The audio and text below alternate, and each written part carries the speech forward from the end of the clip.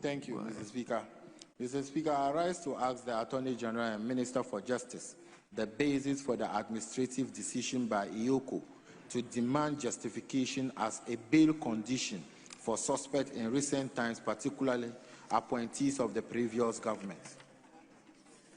Yes, Attorney General and Minister of Justice.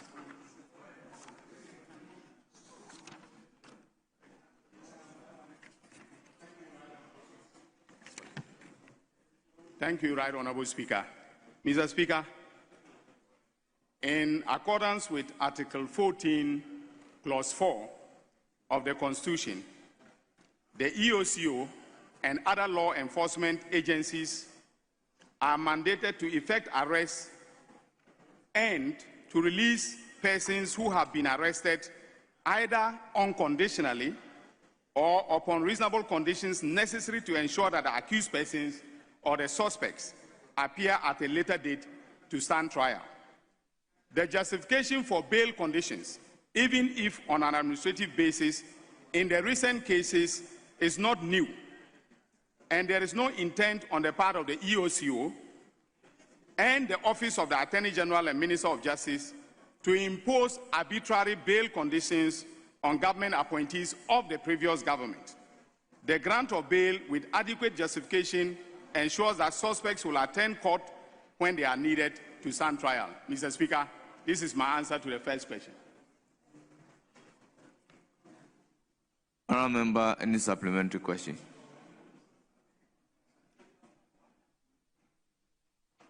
Mr. Speaker, I would like to find out from the Attorney General and Minister for Justice whether he thinks that the bail conditions currently done by IOCO, you think it's the right way that bails should be set for any Ghanaian, not necessarily people in the political class? Yes, Honourable Minister. Mr. Speaker, I have already made it abundantly clear that the Economic and Organized Crime Office and other law enforcement agencies under my ministry are not acting arbitrarily. Bail depends on the crime, the gravity of the crime. And so what we are seeing now is that the sums involved in the criminal investigations are very huge.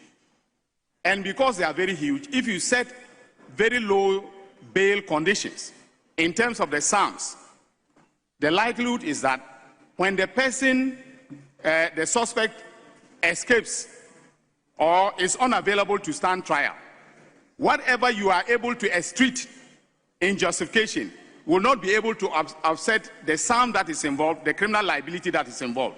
So, for instance, if you have a situation where the suspect is accused of, let's say, causing financial loss to the state in the sum of 1 billion Ghana cedis, or stealing in the sum of 31.1 million Ghana cedis, you cannot set bail terms that are, unjustifiably low. So it is the magnitude of the offenses we are dealing with that dictates that we set bail sums that reasonably justify the crimes that have been committed or alleged to have been committed.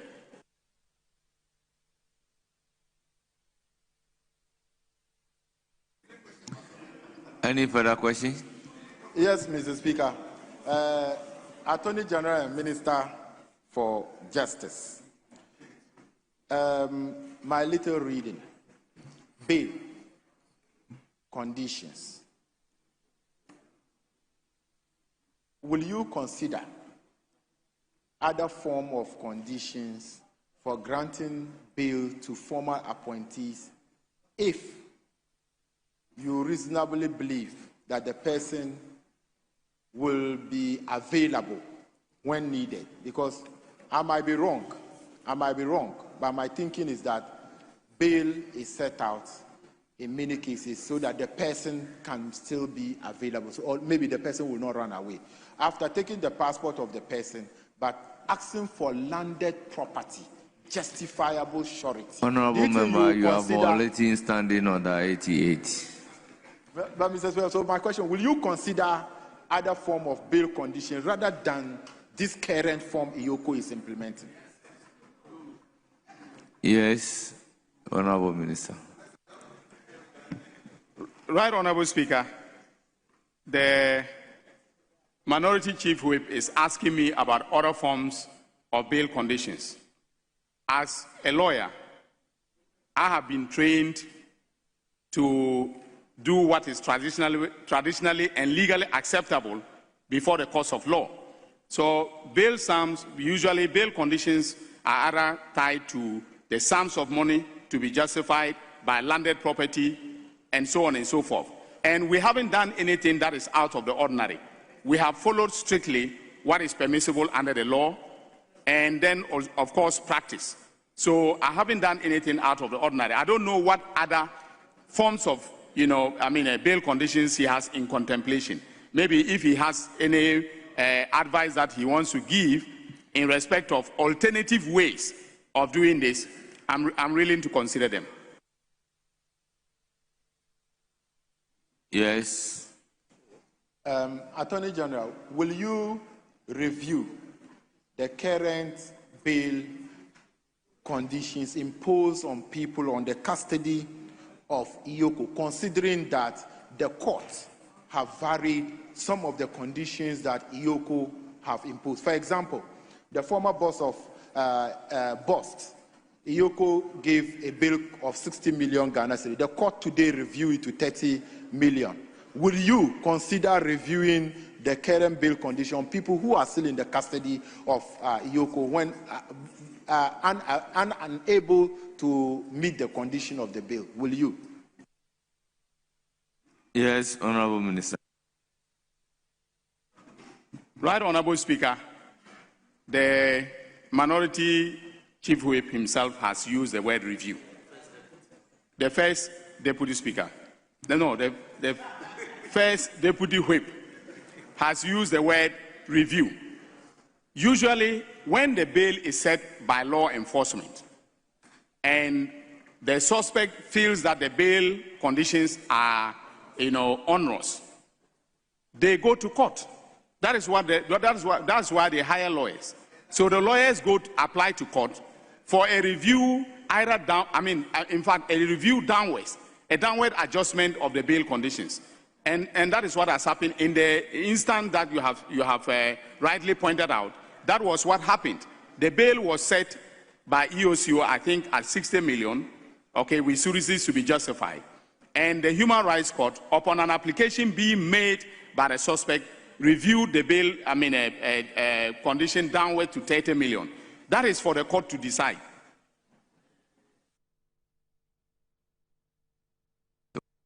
Thank you, Mr. Speaker. Mr. Speaker, I rise to ask the Attorney General and Minister for Justice. Chief Justice, okay.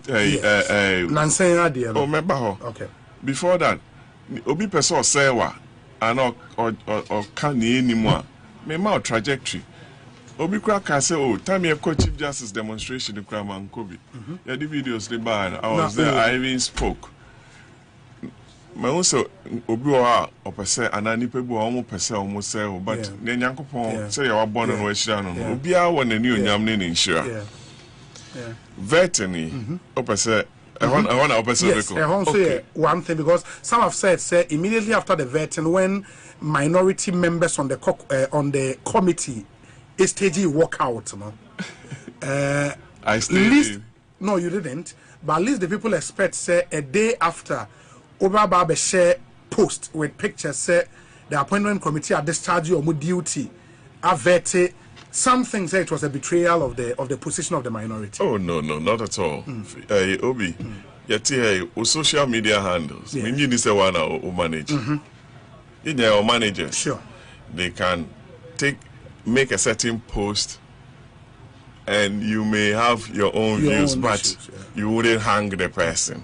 I saw it. Yeah, the chairman, I was, oh, Fred, at least you should have consulted me, but it's not too damaging into I'll let go.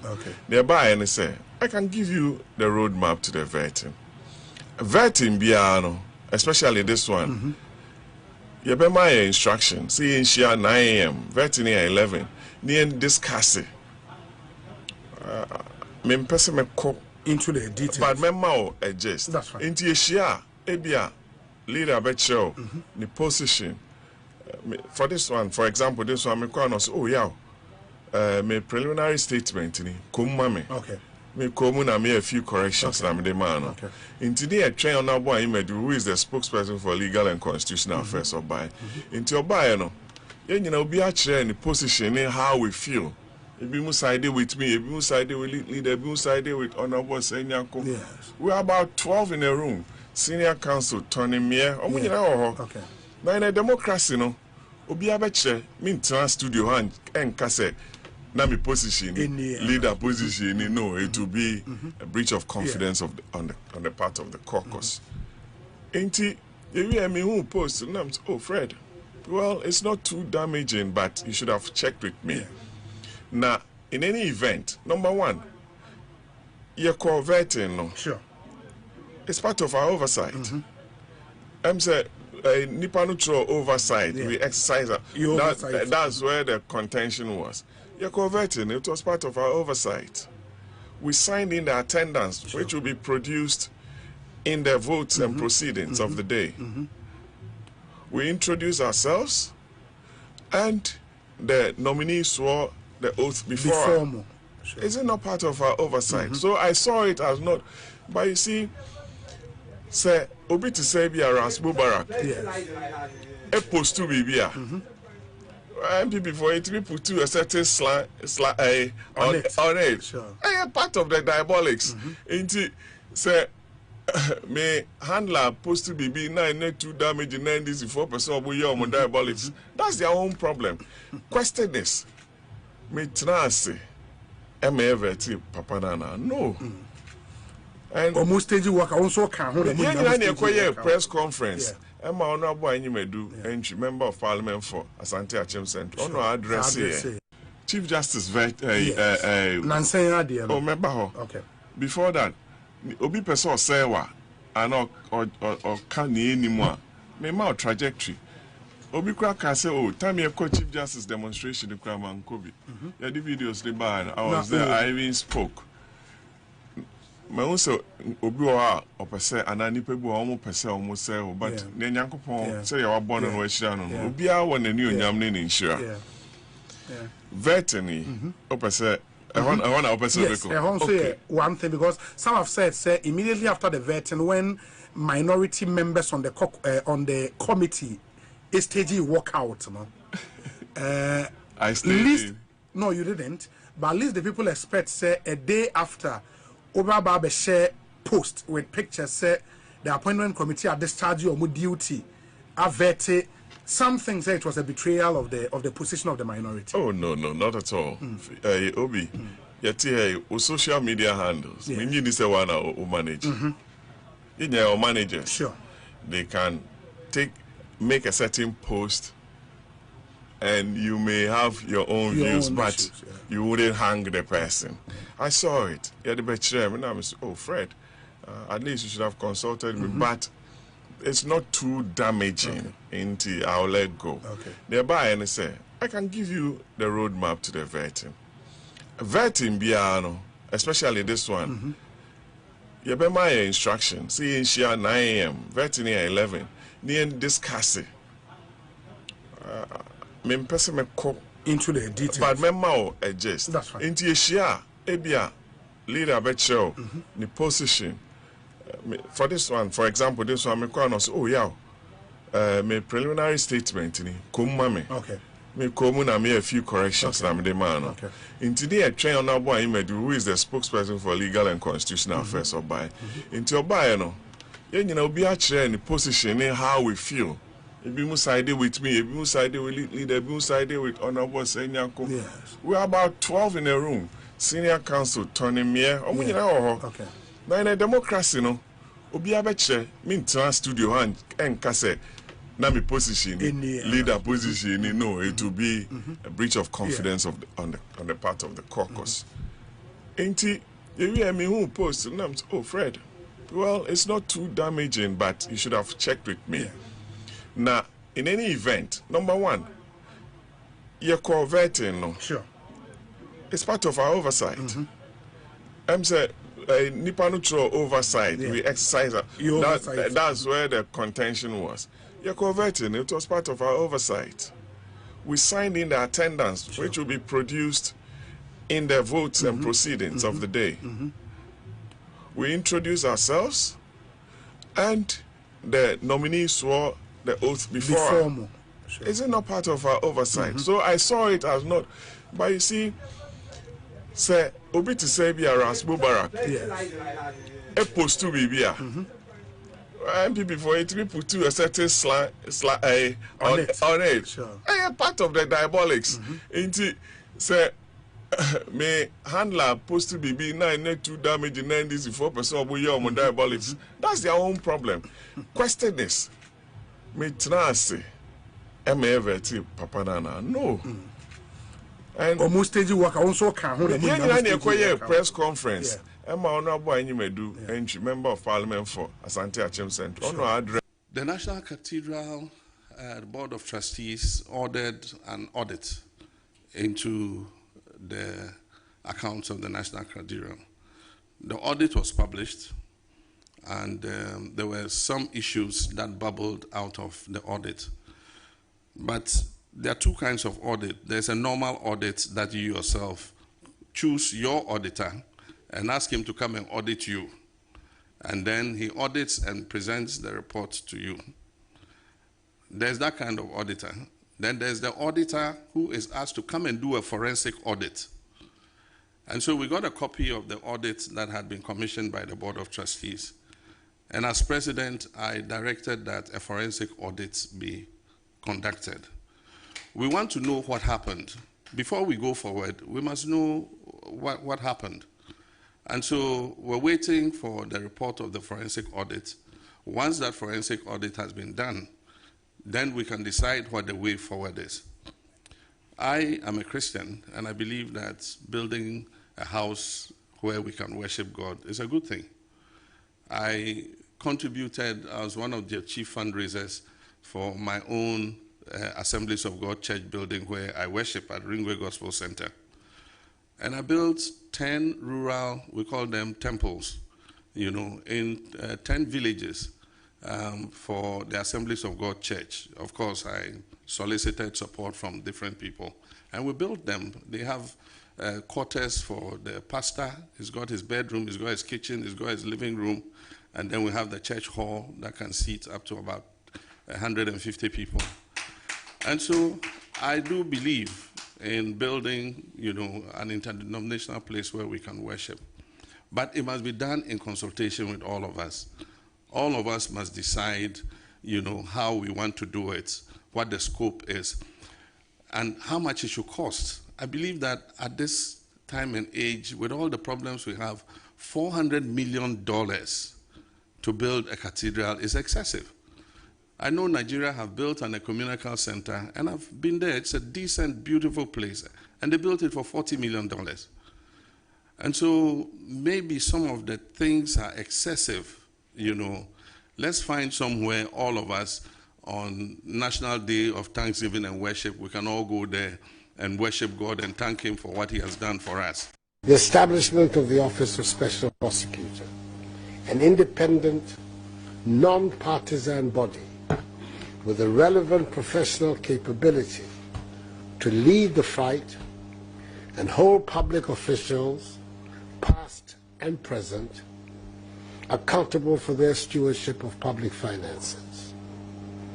The enactment of the Office of Special Prosecutor Act, Act 663/2018, by an MPP-dominated Parliament is the first stage in the fulfillment of that pledge.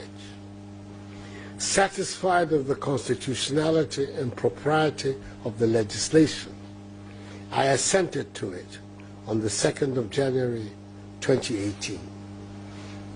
The Act, pursuant to Section 13(3), provides for the nomination by the Attorney General of a person fit for appointment by the President of the Republic, subject to approval by Parliament by an absolute majority of its members, to perform the functions of the office. The Special Prosecutor, once confirmed by Parliament, will carry an extraordinary responsibility, independently and impartially, to fight corruption. The Special Prosecutor, as the Act states in its preamble, and I quote, shall have full authority and control over the investigation, initiation, and conduct of proceedings of alleged or suspected corruption and corruption-related offences involving public officers and politically exposed persons in the performance of their functions, as well as persons in the private sector involved in the commission of alleged or suspected corruption and corruption-related offences, unquote. The remit of the office, as you can see, is broad and challenging. The Attorney General is by letter dated Thursday, 11th January 2018 of today's date, addressed to me, exercised her power of nomination and submitted to me for my acceptance the name of the proposed Special Prosecutor. I've accepted the Attorney General's nomination and will in turn submit for Parliament's approval when it reconvenes on the 23rd of January 2018 for its first meeting of this new year, the name of Martin Alamisi Burns Kaiser Amidou to be the first Special Prosecutor under the law. I have done so because I'm fully convinced that Mr. Martin Amidou, a prominent legal personality who held the high office of Attorney General of the Republic in the government of the late President Professor John Evans Atta Mills, has the requisite integrity, competence, courage, and independence of character to discharge effectively the responsibilities of this new office. Indeed, the Supreme Court itself has had cause to commend the nominee for his public spiritedness in the case of Amidou versus Attorney General, Waterville and Wyoming, when the court, per the respected judge, Doche JSC, had this to say about him, and I quote, "The role of the plaintiff, Martin Alamisi Amidou, a distinguished former Attorney General of this country, needs to be highly commended, as was done in the lead judgment of the court. The plaintiff, in my opinion, must be highly commended for his vigilante role in protecting the wanton dissipation of the public purse," unquote. The court also, in a related suit, had this to say about the nominee. Quote, "The plaintiff, that is to say Mr. Amidou, is to be commended for his public spiritedness, which has fueled his meticulous and industrious presentation of this case," unquote. I can also personally vouch for his public spiritedness. We were on opposite sides in a series of landmark constitutional cases in the period leading up to the years of the Fourth Republic, well known to students of constitutional law, which helped shape the evolution of the Constitution of the Fourth Republic. As Deputy Attorney General as he then was, he conducted those cases with the fairness which should be a cardinal feature of the conduct of any self-respecting lawyer. Mr. Amidou has indicated his willingness to accept the appointment. I thus have the honor to submit to Parliament, when it reconvenes, the name of Martin Alamisi Burns Kaiser Amidou for its approval for appointment as Special Prosecutor. It is my hope and expectation that the praiseworthy speed and dispatch with which Parliament nominees for ministerial appointment last year will characterize its handling of this nomination to enable Mr. Amidou as soon as possible enter into office to begin the important work that awaits him. I congratulate him on his deserved nomination and wish him Godspeed in the valiant efforts he will undoubtedly be making to enhance the quality of governance of our country. The Ghanaian people will be the ultimate beneficiaries of that. Thank you, and may God bless us all in our homeland, Ghana. The bill was never submitted to the president for assent.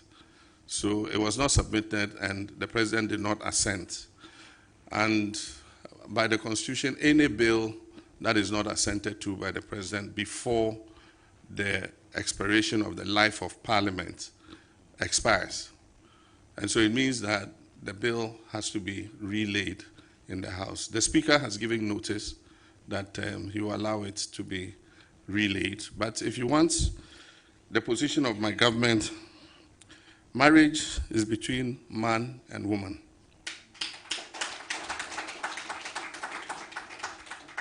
A person's gender is determined at birth. And then also that the family is the foundation of our nation. That is our position. And so there are no questions or equivocations about what we believe. I believe that we are completely aligned with the Christian Council in terms of your belief. And so we agree with the Speaker to relay the bill and let Parliament, debate it. And if there are any amendments or whatever that have to be done. If the Parliament of the people of Ghana endorse the bill and vote on it and pass it, and it comes to me as president, I will sign it. In the past, when we traveled with our security and drivers and others, and they got their per diem, maybe $500 or $1,000, whatever it is. Anytime they went to the shop to buy a few things and bring home, they always use their calculator on their phone. And so if they see a shoe and they say, oh, the shoe is 120 pounds, they will calculate 120 pounds into CDs and say, what?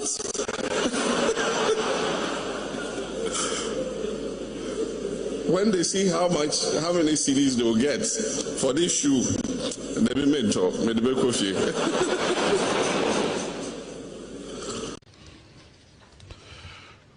Your Excellency, the Vice President of the Republic of Ghana, my Lord, the newly sworn in Chief Justice of the Republic of Ghana, my Lords, the Justices of the courts, honorable ministers of state, chiefs and traditional leaders, members of the diplomatic corps, heads of security services, senior government officials, distinguished guests. Sorry, it says fellow Ghanaians. I want to say something else. My fellow countrymen. Government is broke, government is broke. The people are spending billions to go inside the government that is broke. Have you ever seen a minister who resigned because government is broke before? Government has no money. Have you ever seen a governor who said, ladies and gentlemen, when I was elected, I thought the government had money. Now I discover government has no money, I resign. Have you ever seen it? Government has no money, but they are bringing money out at election time. Where is that money coming from? So they are lying. What is happening is that there are two types of wicked people in government. Type 1, they eat current money. Any money they find in government, they will eat it. They are wicked about that one. There is type 2. Type 2, they eat current money and future money. They will say, my term will end next year. When I leave, how will I eat money? Let me borrow money now and borrow money of the future and eat it now.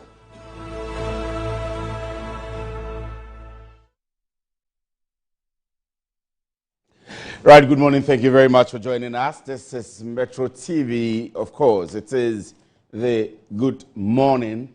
Ghana, and we are here for God and country this morning. It's actually the 19th day of November 2025, midweek, and we are here for God and country. Let me announce to you that we are coming your way live from our studios here at Rage in Accra. We are live on DSTV channel 277. We are live on multimedia, and of course, we are live on all social media platforms. So they will make time to read your comments. So once we begin the conversations, make time to send your comments and concerns as well. We are also live on Metro TV online and all of the social media spaces that you want to look out for us for. I'll begin the day with the stories on the front pages of the newspapers. And of course, as we do it, we begin with that of the Daily Graphic. And on the front page of the Daily Graphic, we have a bold picture of His Excellency President John Dramani Mahama here. It says, "I will assent to anti-gay bill. President pledges updates Christian Council on key national issues. Government declares 6-week gun amnesty. Move is to remove illicit arms and strengthen control." The Mirror wins National Tourism Awards, and widen tax net to close revenue shortfall. PwC urges swift action. That's the Daily Graphic newspaper. And now, the Ghanaian Times. The Ghanaian Times. At City Conference, will uphold Bank of Ghana's independence. President Mahama says so. Surrender unregistered weapons or face prosecution. Interior Minister announces amnesty period. And Jospon and UN University seal Green Deal at COP30. So currently in Brazil, that's what the Jospon group of companies is doing. Lots and lots and lots happening with the JSA group. 5.4 million Ghanaians practice open defecation, and it costs the nation a whopping sum of 79 million US dollars annually. That's according to a watch expert. So this is the Ghanaian Times newspaper. The Daily Guide. Daily Guide. I'll sign anti-LGBT bill. President Mahama says so. Parliament ratifies ITAS agreement and $10.46 million tax waiver. Ofankor wife beta busted. An SMLGRA contract. OSP charges Ufuriata and 7 others. So take note that this will be one of our topics that we discuss this morning. The actions of the special prosecutor and his entire office against the former finance minister and some other officials of the Ghana Revenue Authority. So we'll do justice to that this morning. You need to stick and stay with us. Petroleum Act review approved. That's the Daily Guide newspaper. The insights. The insights. 5th International Pan-African Congress opens with renewed call. Africa must be free from colonial borders. Bawumia is being used to destroy the NPP. Worried Professor Frimpong Boateng bursts out in a write-up. Well, if we have time, I think we should consider this as well. And we have the national organizer of the New Patriotic Party, popularly known as Nana B, also replied yesterday to Professor Frimpong Boateng point by point, as stated. Jospon Group, UN University seal Green Deal at COP30 Summit. GPHA grabs 3 awards at African Port Awards in Congo. History of Dunkwa Onofin, the account by Okufrubo, Dr. Obin Nyakon III. Jurists from 35 countries condemn U.S. attacks in the Caribbean. This is the Insight newspaper. The Informer. The Informer. Akando goes into hiding after light wave exposes lies. And so you have a bold picture of the Health Minister, Honorable Kwabena Menta Akando, here on the front page of the Informer newspaper. SML GRA $500 million deal. Oforiatta 7 others charged with 78 counts. Jospon Group firms up green deal with UN University at COP30. And judicial manipulation by politicians over, Chief Justice declares. City stability must not be left on Bank of Ghana alone. That's according to the governor of the Bank of Ghana, Dr. Johnson Esiama. And that's the Informer newspaper. The Inquisitor. Light wave contract issues. Health Ministry runs away. I'm definitely sure the Health Minister may reply before the end of the week about all of these issues and how the reports are coming up. DEFTRACO and the GRA building and how the company is crumbling for another contract. Explosive details coming up soon. That's according to the Inquisitor newspaper. NAPO rallies Ghanaians to uphold discipline. Jinapor Hills Tamaklu's leadership style.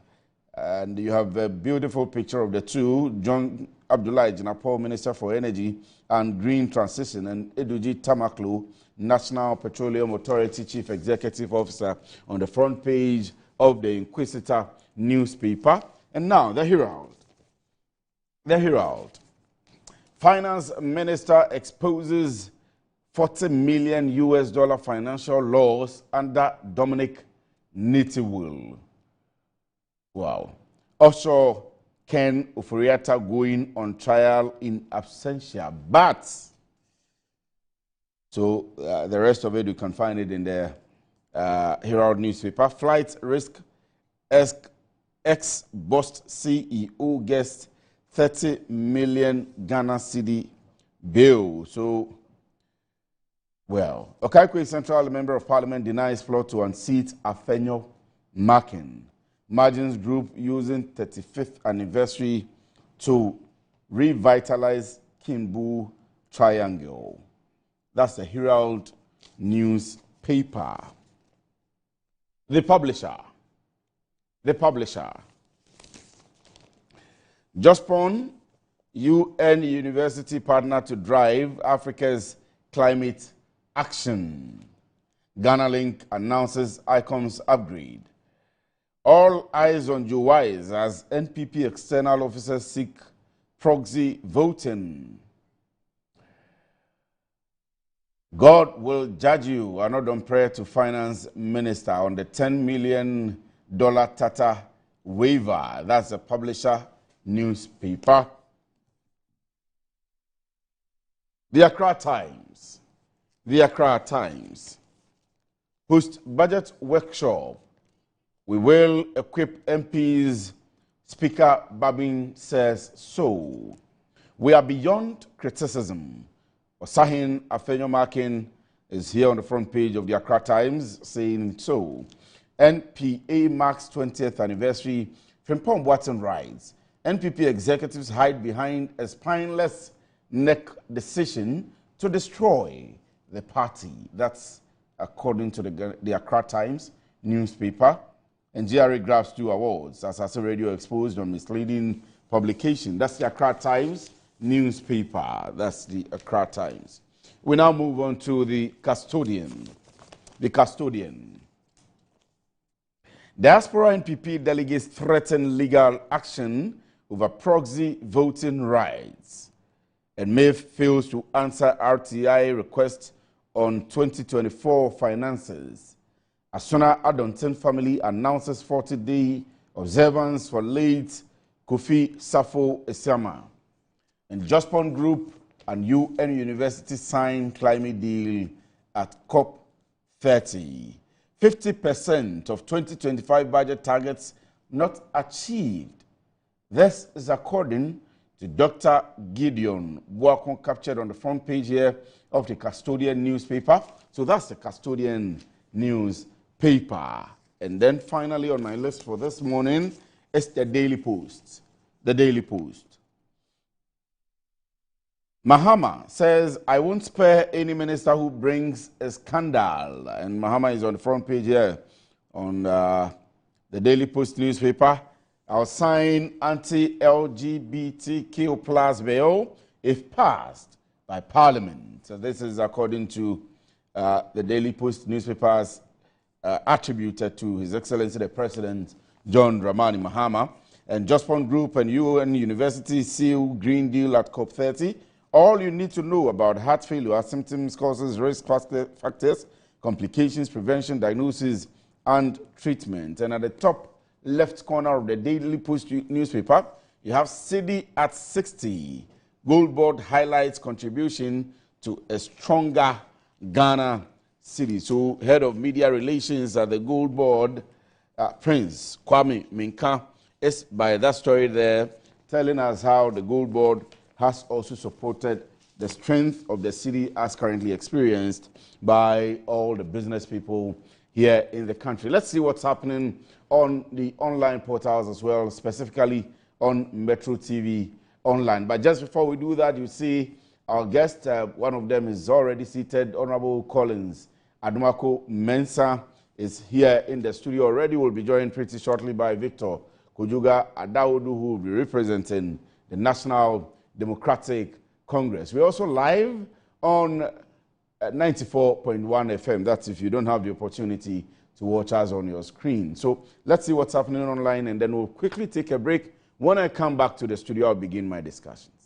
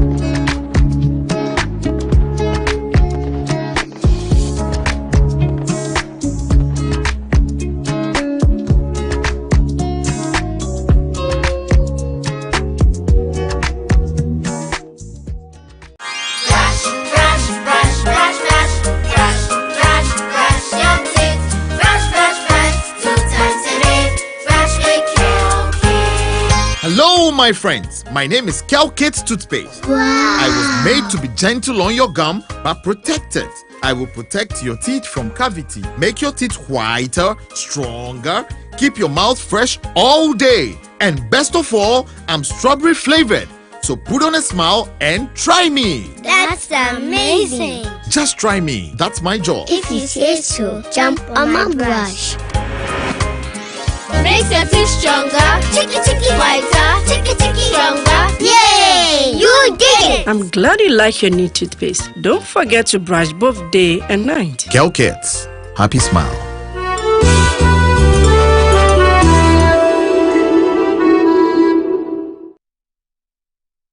Yes, next.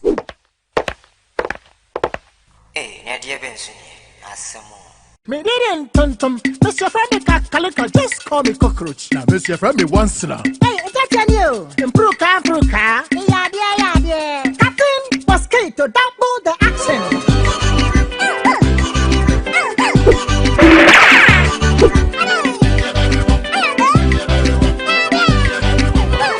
Me did this sasso spray. Mr. Friendly sasso quell. Yeah, go to my sasso.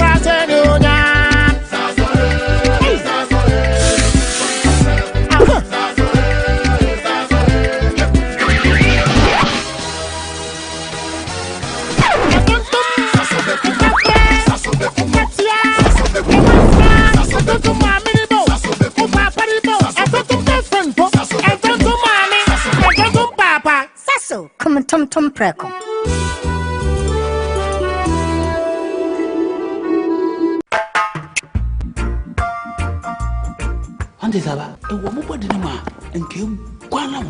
Oh, Jose, and I'm the Asamesio.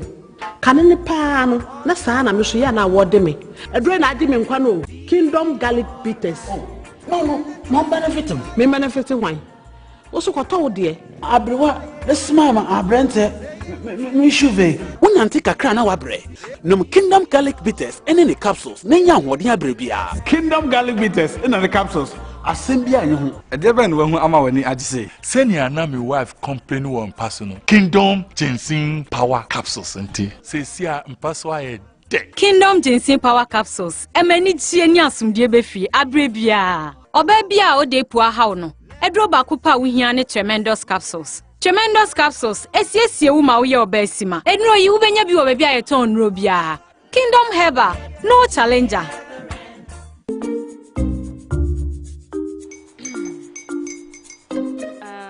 Kwame and his uncle are almost here. Wait a minute. This one too, your friend Kwame. Wait, Kwame. I sing the same Kwame again. Yes, Mommy. The second coming. Into all this tension just to reintroduce that broke boy from Kaswa. Why would you deceive the family like this again? Now I understand the whole delay. Troll from Kaswa, dear. Why wouldn't he be late?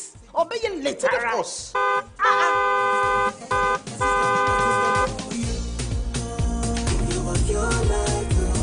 Star 712 hash, star 712 hash. You go be the luckiest. Copy from Georgia be luckiest. From not the Pia she be luckiest. Yeah, you go be luckiest. No matter why you're luckiest. Everybody go be the luckiest. That's Kwame! Send your God the apple boom. If you're poor, so would the coming of the Son of Man be. Is that his car? Ha! Even now, your shadow the way designer. I use my own mouth to reject him. Oh, this is my mouth. Look at that. Kwame, my son. Now, tell me the truth. How did this all happen? Oh, Mommy, simple direction. Mr. Good Luck no check me way. Yeah, man. Easy car. Or dial star 712 hash. The devil is a liar. He picked his ticket and entered his lucky 5-digit number. I'm his birthday. Oh, how romantic. And he followed the prompts. Yes. And then boom, confirmation test.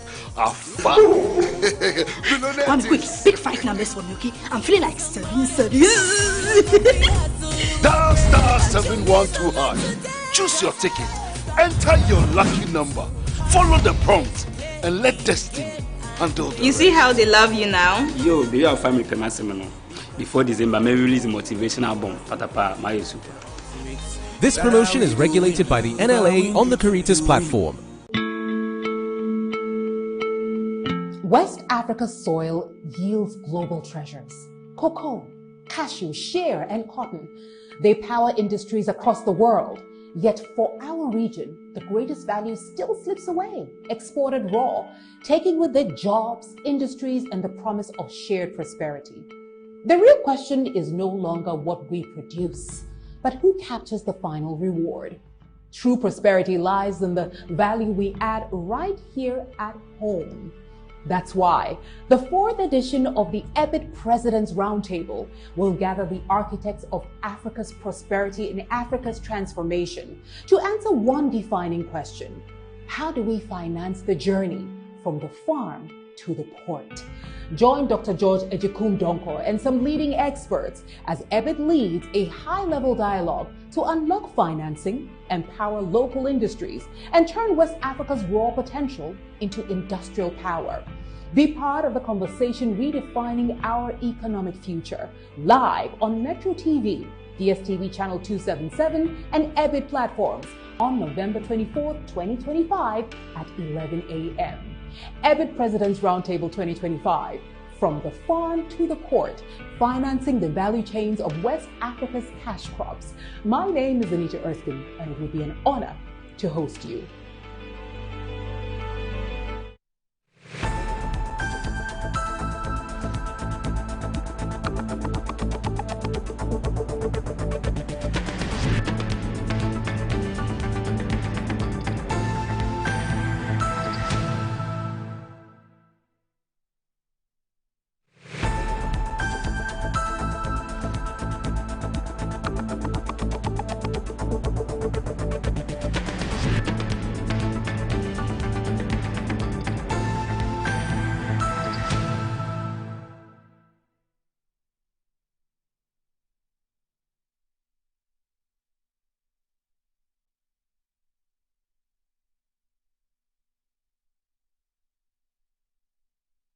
Right, you're welcome back from the break. Thank you very much for staying with us. This is Good Morning Ghana, and I'm here sitting in this morning because you're free. So if you just tuned in, my guests have been seated, and it's good to have you watching us this morning. Tell a friend to tell a friend that Good Morning Ghana is live, and so you need to tune in. We have a lineup of topics to discuss. But to begin with, I think we would have to look at the budget, and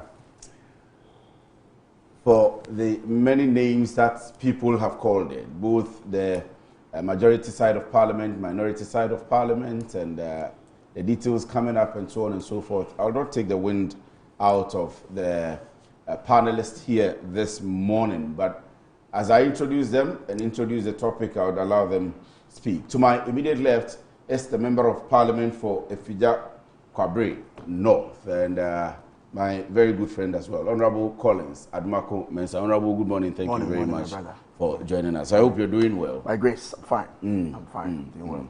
And our very own Council Victor Kujuga Adaudu, a member of the NDC's legal team. Council, good morning. Good morning. I hope you're doing well as well. I'm doing pretty well. And good morning, my Leonard. Hey, my friend, the honorable friend, Haneli said, Leonard colleague, maybe you'll become a lawyer soon. So I tap into the prophecy. Yeah. So, well, let me get to it this morning, and like I said, I'll begin with the budget. And Honorable, let me begin with you. The Finance Minister was in Parliament to read the budget, and it's been met with mixed reactions. Some people praising him for fiscal prudence, and we've seen Dr. Gideon Boaku say that the government wasn't able to achieve 50% of the promises made for the 2025 budget, and your side of the house also say that there is nothing really in the budget. But let me leave it for you. Well, good morning to yourself, to lawyer. This is my first time meeting him on set. Wow. Yes, but of course, I've been watching him. He's a fine lawyer. Yes, I've been watching him on a number of media platforms. So it's good to see him here. I'm not too sure if I've heard anybody from our side say that there's nothing in the budget. I mean, you'll be insincere to say that there's nothing in the budget. I mean, sometimes you just have to be frank with the figures and accept when it's good and criticize when it's bad. I mean, inflation is 8%. That is it. It is 8%. I don't think you should argue about that. It is 8%. Although the IMF predicted, as at from last year, that they anticipate that we get a single digit by the close of 2025. Once they've been able to achieve that, even before the end of the year, that is a plus. It's a plus to the minister, and I'm sure by extension to the president. Exchange rates relatively stable. I think for now we are talking about 10 cedis. It's the black market that is doing it sometimes 11 to 12, but the interbank rate is 10 cedis, which is good. It gives the opportunity for businessmen and women to plan, obviously. So that is good. Our debt to GDP has gone down, essentially because of the strength of the cedi. Don't forget that our debt is both in local and foreign currencies. And so when your cedi strengthens, the dollar component of your debt, its cedi equivalent will drop.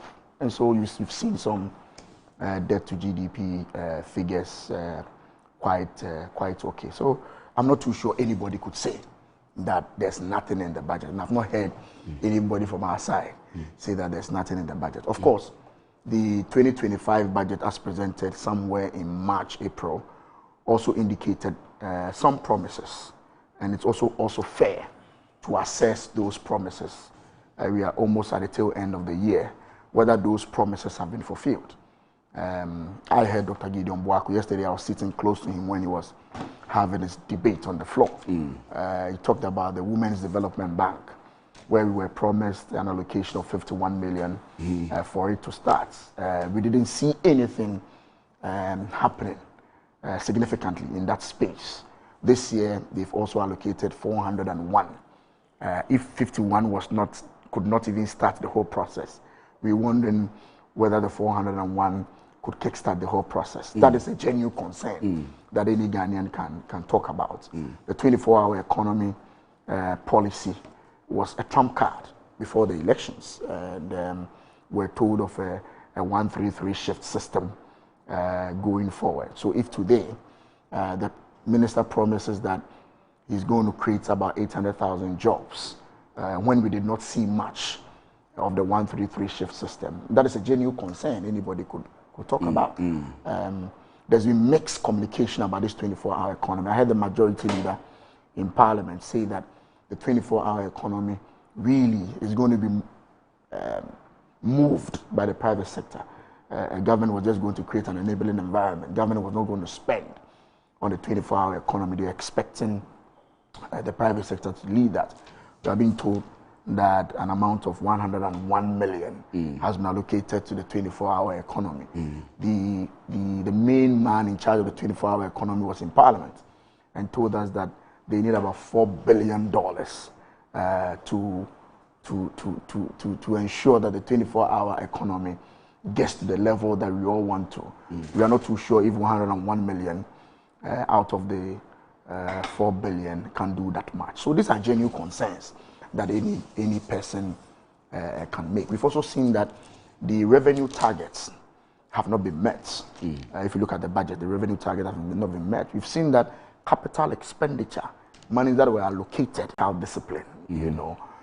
So these are things that we can all have discussion about. The Nkukon Kitinkiti project that was talked about, we just saw that it was just launched just about a week or two ago. We are hoping to see how that also pans out going forward. But let me congratulate the minister for coming to Parliament to fulfill a constitutional mandate. As time goes on, we can go into the sector specifics. Yes, and have discussion but about it. You said that you haven't seen or heard anybody say the budget is... I haven't, yes. You haven't, but this is what your side of Parliament led by Honorable Amin Adam, said, and that's in the press conference which was done after the budget was read. And I'll read this from the Ghanaian Times. It says, the New Patriotic Party Minority Caucus in Parliament has criticized the government's 2026 budget statement and economic policy, arguing that it fails to deliver on promises of jobs, productivity, and transformation. The caucus branded the budget a galamsey budget, describing it as growthless, jobless, and minimalist, accused the government of offering only cosmetic rhetoric while crawling through economic challenges. Now, during a press conference in Parliament House in Accra on Friday, Dr. Mohammed Amin Adam, Member of Parliament for Karaga and ranking Member of Parliament's Finance Committee, said the budget lacked adequate investment in productive sectors, relied on overly optimistic revenue projections, and downplayed key fiscal risks. The caucus added that the flagship programs were presented without transparency or clear costing. Dr. Adam remarked, quote, and I quote, the government chose to present even more half-baked policy ideas packaged as transformative initiatives. As a result, we look set to endure another year of fiscal indiscipline, masked as prudence, despite the economic evidence demanding a change in approach. What we need is economic transformation which Ghanaians were promised, but what we see now is economic stagnation masquerading as progress. The caucus observed that the government's economic decline had been disguised as development. Hence, the 2026 budget does not offer hope of economic transformation, jobs, and prosperity for Ghanaians. In a related development, the Minority Leader, Honorable Alexander Afenyo-Markin, has cast doubt on the government's one-job, three-shift system under the 24-hour economy. That's related, but this is the official response from the minority. There's nothing. This is a critique. It's a critique of the budget, but I'm not sure. I've read the entire statement. There are certain aspects that we agree. If inflation is 8, it's 8. You have to praise the government, but it doesn't bar us from critiquing the 1-3-3 shift system when we don't see it happening. That is a critique. That does not mean that there's nothing in the budget. So to critique it is different from saying there's nothing in the budget. We have every right to critique it, and I'm sure all the points you made are our criticisms of the budget based on the promises that were made in the 2025 budget, which we think have not been largely met. I don't think that is wrong. You can critique the budget as we are doing. I mean, the debate on the floor is a critique of the budget. There's nothing wrong with that. But I'm not too sure anybody could say that there's absolutely nothing in the budget. That we can't say that. We can't say that. Council, let me come to you on this one. Good morning to you once again. Yeah, good morning, Chrissy. Let me make some confession. When those days we hear Efija, votes coming from Efija, then we need to sit by the set because we know that it will balloon, it will go up. But this time I think we are making some inroads in the entire public constituency. Yes, the Kwabre, and when they mention the Kwabre, Efija, and the rest, wow. If you are but Kwabre has been divided. It was. I think you are referring to Kwabre. Yeah, Kwabre. Our side has always have a smaller number. Yes. But it's the Kwabre vote that normally carries a lot of.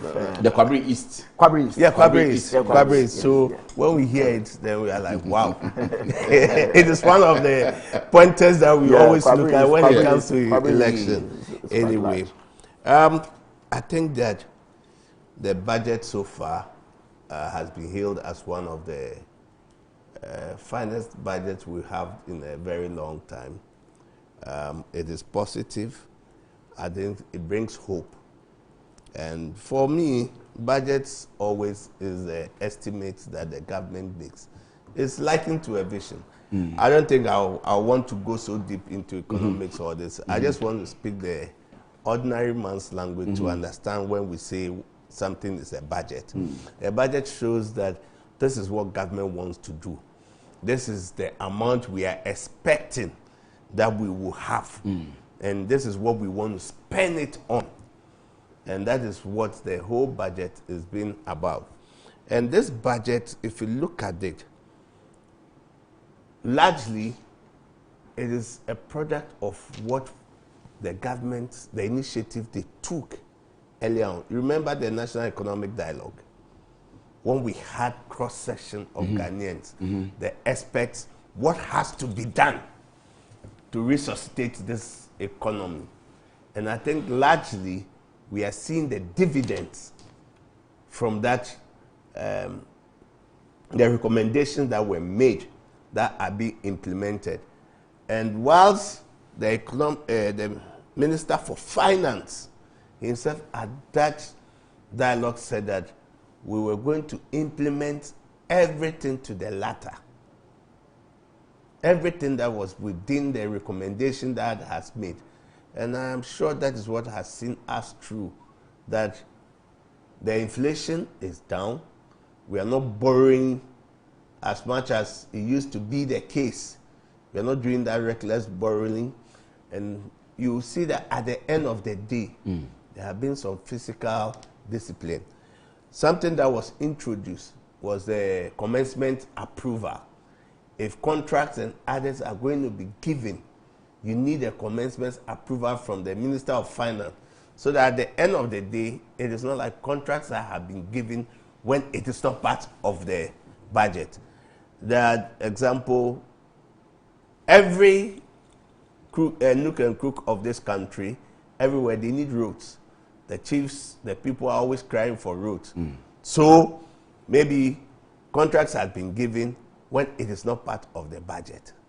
So that has been streamlined.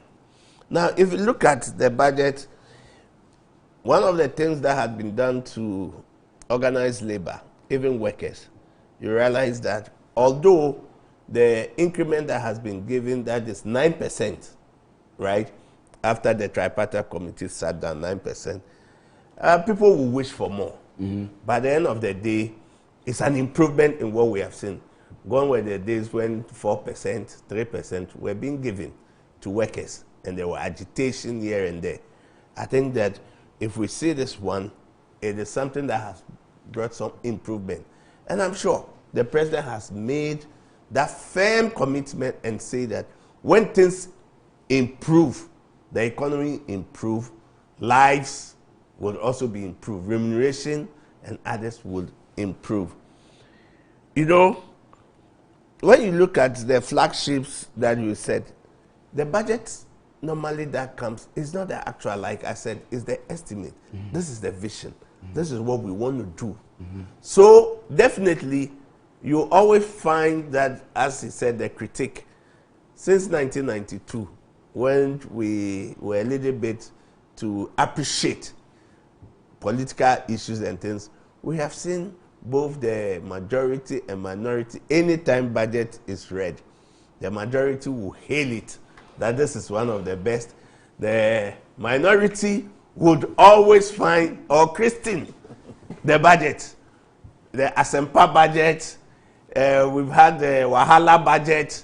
We'll have Kumayeshi, you know, Kumayeshi budget.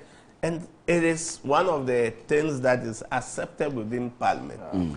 But the most important thing is that what is in need for the private sector, how enabling environment is being created for people to thrive. You know, these days, when the budget is read, people look at it and says that, okay, have they made any provision for maybe the contractors for payment for this road?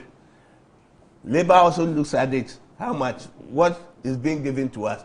Every institution is an estimate. And at the end of the day, it is not even all that is released.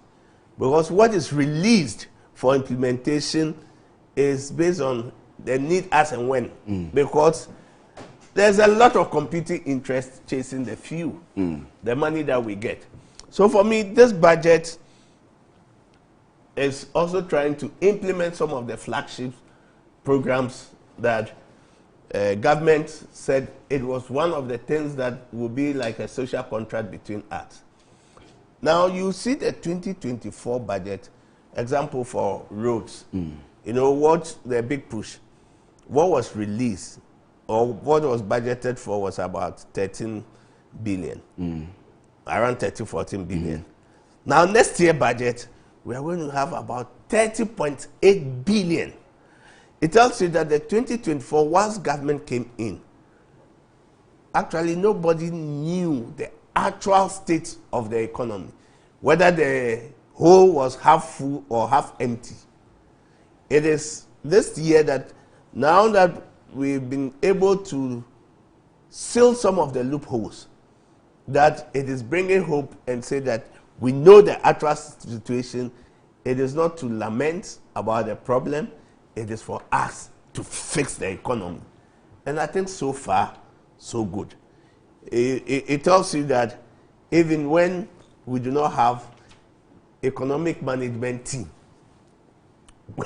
we have a president who is a communication specialist, who is a PR, but they are looking at how it can be managed.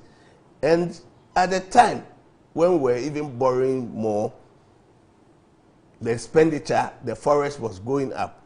Now it is good for the economy.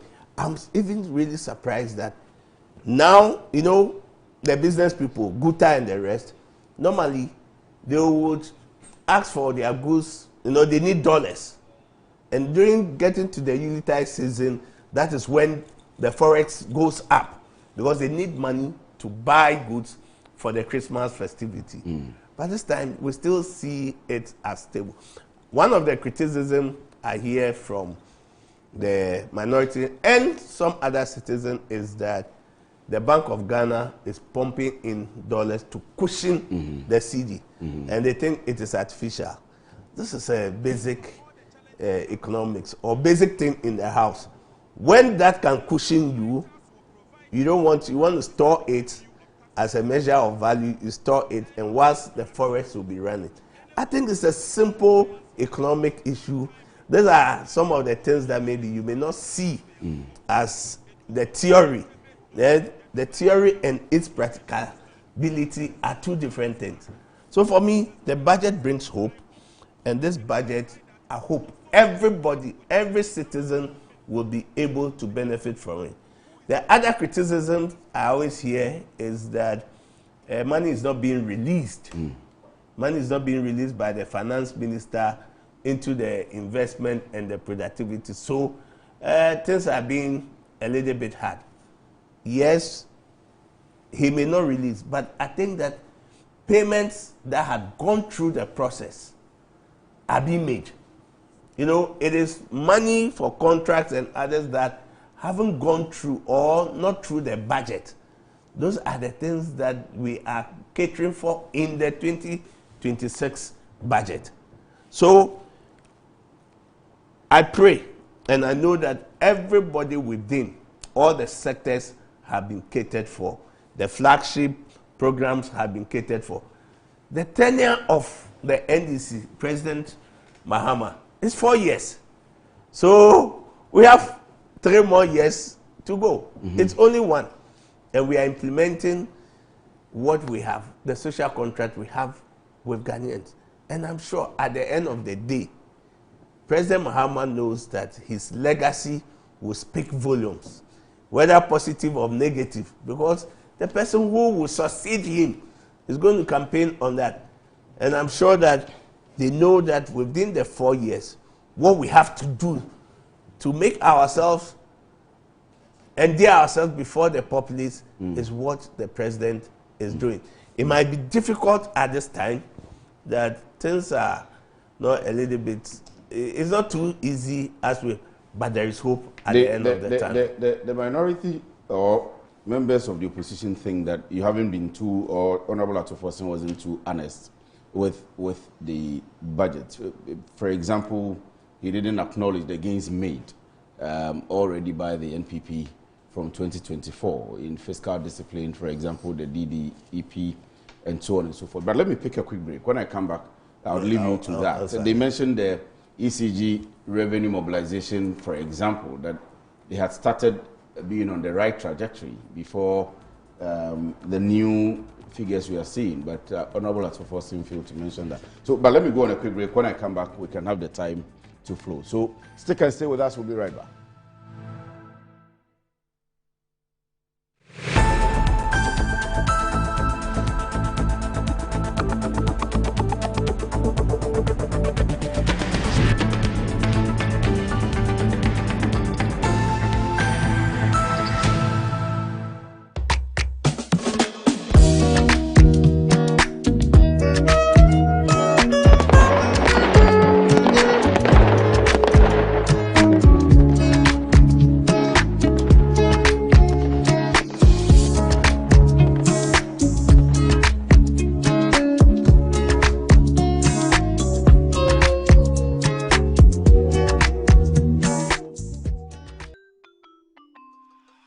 Start your kids' day the right way, filled with confidence to take on any challenge. Pepsodent Kids contains the right amount of fluoride and sugar acid protection to care for their developing gums and teeth. Grab either orange or strawberry so they brush with the sweet flavor they love morning and evening. Pepsodent Kids, giving your children a bright smile for a brighter future. Sometimes the unexpected happens and the hero falls down in his own story. But he needs not stay down for long. Cosmopolitan Health Insurance is your trusted health partner. Whether an individual building a business, with Cosmopolitan Health Insurance, your medical care is our concern. For the best health insurance solutions for corporate institutions, groups and associations, families and individuals, choose Cosmopolitan Health Insurance from our over 700 accredited health service providers nationwide. Call us on 0302 540 668 or 0501 678 547 for all your health insurance solutions. Cosmopolitan Health Insurance, your medical care is our concern. I'm a brand manager. Of course, I accept only quality and affordable printed souvenirs for my promotional campaigns. I'm the head of academic affairs of a very important institution in Ghana. Of course, we only deal with quality, reliable printing companies for our institution's printing materials. I'm talking about appointed time printing. Appointed Time Printings. We take pride in our extensive print scope that transform your ideas into captivating visual masterpieces. We delve into the core objectives and vision of each print project. Precision printing is at the heart of our printing process as we meet your tight deadlines. Our rigorous inspection, color verification, and overall printing excellence are assured. 20 years of printing excellence. It's always a pleasure working with you to create a vibrant, dazzling printing experience that gives you a masterpiece. Appointed Time Printing, your world of quality and affordable printing. Wabedum time aso. Hey, J. Watch it, na learning. Missy, watch and learn. Mekwaya mabesisia. Abozege. Akete say no ya konate and the more drink woman. Hey. But I didn't mean. Oh, sorry. She knew her old days. Eddie, Dabio, baby womb. Ready? Hey, baby womb. Ah, Eddie. I'll cause some discomfort. Ah. Sorry, well, uncle, where would I die? Why your funeral? At your phone for Aerofield Trading. Sorry, it killed them all. No mum share nanda danya wash mosquito call esudu womunumu. Na say spray with them musa. Try sima edronum ansana ko dynamo. And Kratoi FDA Ajatum.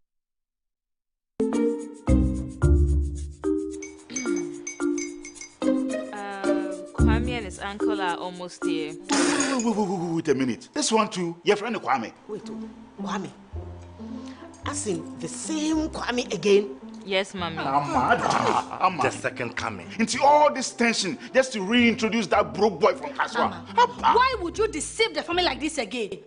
Now I understand the whole delay. Troll from Kaswa, dear. Why wouldn't he be late? Obey him later. Of course.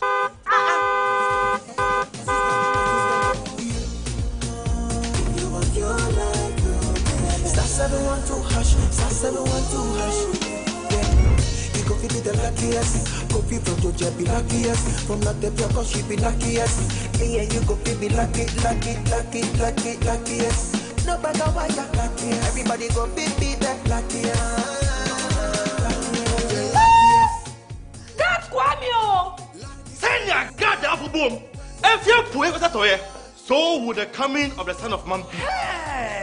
Is that his car? Ha! Even now, your shadow the way designer. I use my own mouth to reject him. Oh, this is my mouth. Look at that. Kwame, my son.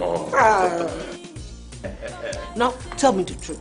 How did this all happen? Oh, mommy, Simple direction. Mr. Good Luck no check me way. Yeah, man. Easy qua. Or dial star 712 hash. The devil is a liar. He picked his ticket and entered his lucky 5-digit number. I'm SBD. Oh, how romantic! And he followed the prompt. Yes, and then boom, confirmation test. One quick, pick 5 numbers for me, okay? I'm feeling like 7. Dial star 712 hash. Choose your ticket. Enter your lucky number. Follow the prompt and let destiny handle the You see how they love you now? Yo, do you have family Kemasimo? Before December, may release a motivational album. Patapa, my super. This promotion is regulated by the NLA on the Caritas platform. Ama, nansi mi jeno wo bin enko ye kwao. Ama ma ye bohu se kontomra akija. Nansi me hu se me nyo basima kura. Ama me kunu ni me into kwankwa. Oh, you right. Enye mo ko. Give us JC lecture and the capsules. Aye num boom. En ho asem na mo kana. E boa emma ene meme nyina. Ne ma wo ba ye obesima. Na be ma so aye be mesima. Ya, we be boa wo kunu. Ama ne giant sa wo de hye ne botum. Na wanyinya ne nim tisese ne wo yi chopmo.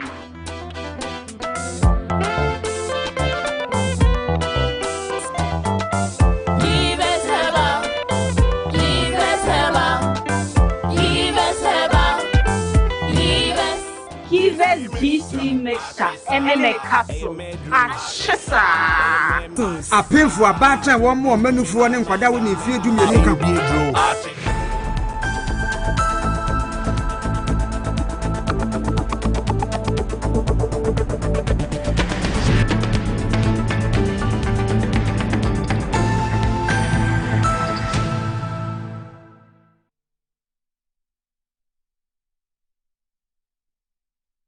Well, you're welcome back from the break. We are still in here, and the discussion is on the budget. Let me come back straight to Council. And Council was on the floor, and I had asked a question about the concerns of the minority. Yes, you see, Kwesi, government is a continuum. I've always said that there is no government that would ever come that it won't have credits, it won't have liabilities. It is when the liabilities outweighs the credit. That's when people start to form the opinion that these people do not do anything. I know the cash waterfall mechanism, especially like within electricity and the energy sector, started under the previous administration. And that's where we saw some improvement in the cash waterfall. But the pitfall of that was that ECG, at times when they collect the money that has to be distributed, they were under declaring what they have. Right? Now that I think that the new minister has made it clear that any money that comes into the ECGs, the cash waterfall, must be declared, and there is a formula for which it has to be distributed. So VRA, Gridco, the IPPs, there's some constant amount that comes to them. That is why you realize that this day the agitation. And we used to have the forex issues that affect, because some of the times their prices, things are priced in dollar, the CD equivalent. So we had issues with that. It is all about being physically disciplined. And that is what we are seeing, that there have been some increments. And I think the minority is saying that we should give them credit when it is due. Nobody has, it's saying that when the Nana Akufo-Addo Bawumia administration came, they never did anything for this country. I'll be a hypocrite to say that. We saw some positives, but it's just that the abuse of power and some impunity that we were seeing from some members and some appointees of government, that the Ghanaian citizen decided that enough is enough. Let's change the government and give the opportunity to the NDC so that we can see that the NDC will be able. That is why even up to now, the NDC is very careful. And I saw somewhere where the president says, we'll be tied. Anybody who brings scandal, even the first person who brings scandal. And I'm so glad and happy that for 11 months, we've never had a scandal. I'd always been saying that NPP had always been scandal thirsty. They just wanted one scandal and latch on it. But so you're being very careful. I'm telling you that should there be one scandal, you know, I don't want to rake emotions. Forgive me, please. I don't want to mention names, but you saw how they latched on William. Yes. They latched on it, and that brought the whole administration down. So, if there should be any scandal, I'm telling you, we'll be finished. Because in the mind of the Ghanaian, the citizen, all politicians are the same. There will be scandals. They are looking at, they always see politics as a way to self-aggrandizement. And that's what they are looking, they are watching. And now that things seems to be okay, we don't have that, there is some hope. Because I always say, the politicians, we are endangered species. How many parliamentarians do we have? 276. But we are fighting each other. You want to outdo your colleague. What you are doing. By the end of the day, it affects only that small number. Right? So, the politicians and appointees must leave above board. Because now it has become an issue, a moral issue. Now it's not even looking at its legal issue. Yes, they always say the court is there for the rich. They will buy their way out. They will hire a good lawyer who will be able to defend them. So it's a moral persuasion, it's a moral imperative now that they will judge you. With that, they will judge you on moral basis, and that is when, if you don't take time, you'll be condemned in the court of public opinion. So I am happy that things are moving on well, and the president is chaperoning everybody, shaping everybody in line. You creep into line, and that is good. So I won't say that the NPP didn't do anything. At least we've seen few projects that were done, and it is not the payback time and say that because they did not acknowledge some of the things that we did, right? NDC did, and when they came in, I think till date, the terminal was not acknowledged, right? The Terminal 3. Yeah, was not acknowledged by the previous government. But we have moved on. So I don't think it's a deliberate thing to say that the NDC government would not acknowledge. If not, the president wouldn't have even said that I will complete all abandoned projects before I even start new ones. I think that is what we are doing. So let me quickly move on to this one. Or you have a comment to make? Just a few comments. I think he's been quite sincere on on the issues. On the issue about the dollar, when he made an analogy of being in the house and pumping dollars into the system. But the fact is that the Bank of Ghana itself, through their own communication, have indicated to us that they've pumped close to about 8 billion into the system. That's a fact. Now, when we were in power, because of some IMF conditionalities, we're only limited to $80 million of injection or auction of dollars. 80 million. Fortunately for them, they've had that particular clause revised. Clause released or relaxed. And that is why Bank of Ghana is able to pump $1.2 billion into the system. And as I said, simple economics. Once you have enough dollars in the system, obviously, its cost or the price of it will shoot down a little bit. And so, yes, some efforts have been made, but we also have to acknowledge that because of this relaxation of that particular thing, it has made it possible for them to have that amount of money into the system. Don't forget that when we were leaving, we left a reserve of almost 8 billion. We could have pumped 1 billion in October towards the election to have the dollar come down. But you were limited. You were under a particular program that said that let's do only 80 million.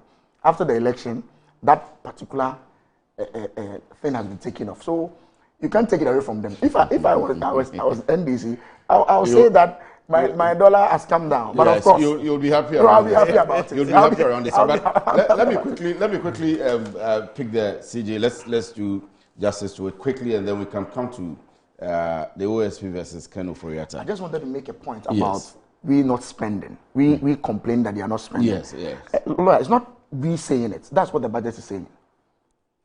The budget is saying that the finance minister is not spending. And and in conversations, very simple conversation with some ministers, some of them are a little bit worried. Of course, Atuforse, knowing him, and I call him Atuforse because of the friendship level, he's very, very meticulous in some things. He always wants to cross his T's and dot his I's. But some people are complaining. In fact, if you look at capital expenditure, they were giving 32 billion. As at the third quarter, he spent 11 billion. And third quarter is October. So we have November, December. He has spent 11 billion. In fact, the big push, 13 billion. He spent 10. So there's 3 billion that he has not even touched. We are in November. So it is not we saying that he's not spending. In fact, if you go to all the other expenditure lines, all of them,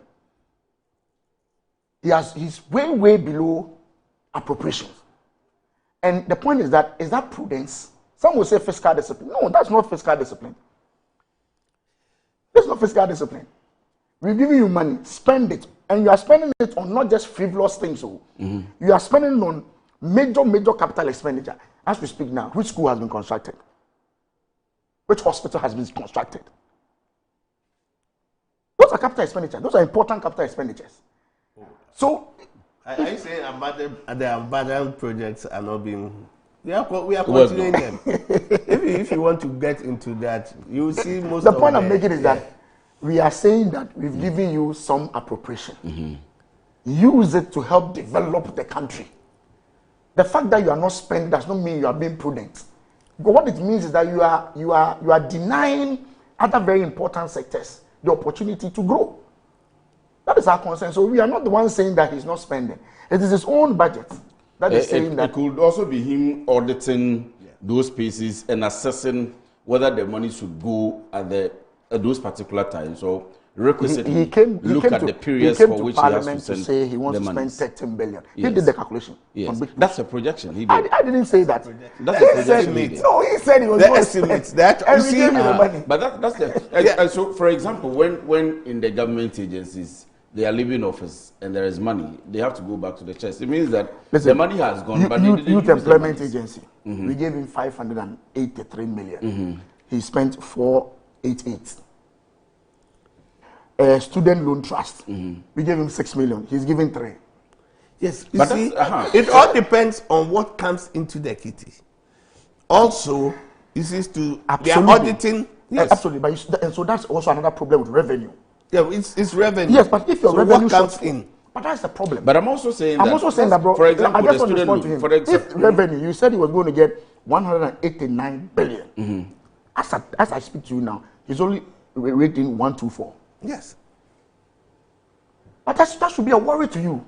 That should be a worry to the finance minister. You see, you make estimates. You are optimistic that this is what I will get. So you put how you want to spend. But at the end of the day, if you're not able to rake in all that revenue, it means your expenditure has to also be fine-tuned. On that side, but I agree on that side there's a point. The revenue targets are based on some indicators. You, the finance minister, you sit in the office and see with your team. Yes. And so if at the end of the period we are not hitting those targets or getting close to those targets, the same way I'm asking him about the audit, that sometimes he needs to be prudent based on auditing and assessing the relevance of the amounts he are dispersing to you. The same way, if we are not hitting the targets, there should be cause for worry. No. So that is why every time you review, there's opportunity that whilst the mid-year, you review your budget and see. In fact, I can say the 189 was the revised budget. Yes, it was a revised. As a media review. Yes, media review. So when you revise, then you see that this is what I'm looking at. But for me, I think even it got to a point, some of the ministers and others have not even been mechanized and paid. Yeah. Some of the appointees, and they are also complaining. Yeah. Are you getting it? But I'm sure that it is not out of the desire that I want to punish people. I think the finance minister is also trying to be meticulous, because now everything you do in the age of social media and technology, even the smallest memo you write, before you even approve it, it is out there. So it becomes now a little bit more critical and important to make sure that anything you append your signature to and spend, you would definitely come and account for it. Absolutely. And I always tell people that don't ever think that to spend government money, it's an easy thing. That's how you think. Exactly. But when you get there, you realize that even to spend government money, 1 CD, the processing you go through, and all of that. And it becomes like an indelible mark on you, a blot, when you cannot defend your expenditure and say it was an issue of urgency of time. No. People will not. You see, now the populace have become very alert and very conscious. Very conscious. So the little thing, it is not even the auditor general. They themselves will want to audit you because they see a memo. They may not read all. It's just a portion, and they will run with it. At the end of the day, before they realize that that is not the true position, what have they done to your reputation, your image? Well, so let me now quickly go to the CJ approval, and let me begin with your counsel. Is it a case of the NDC having its way or the legal processes?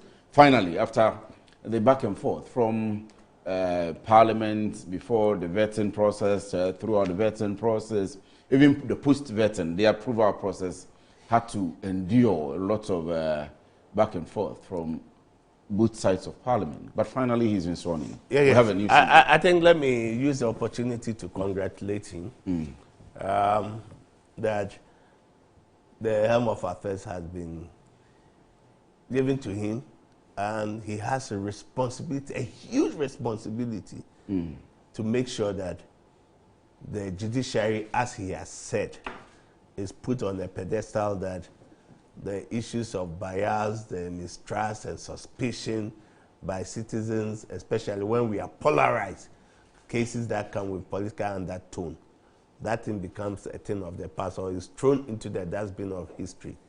I have always said that when you talk about you are impartial, there's nothing like impartiality.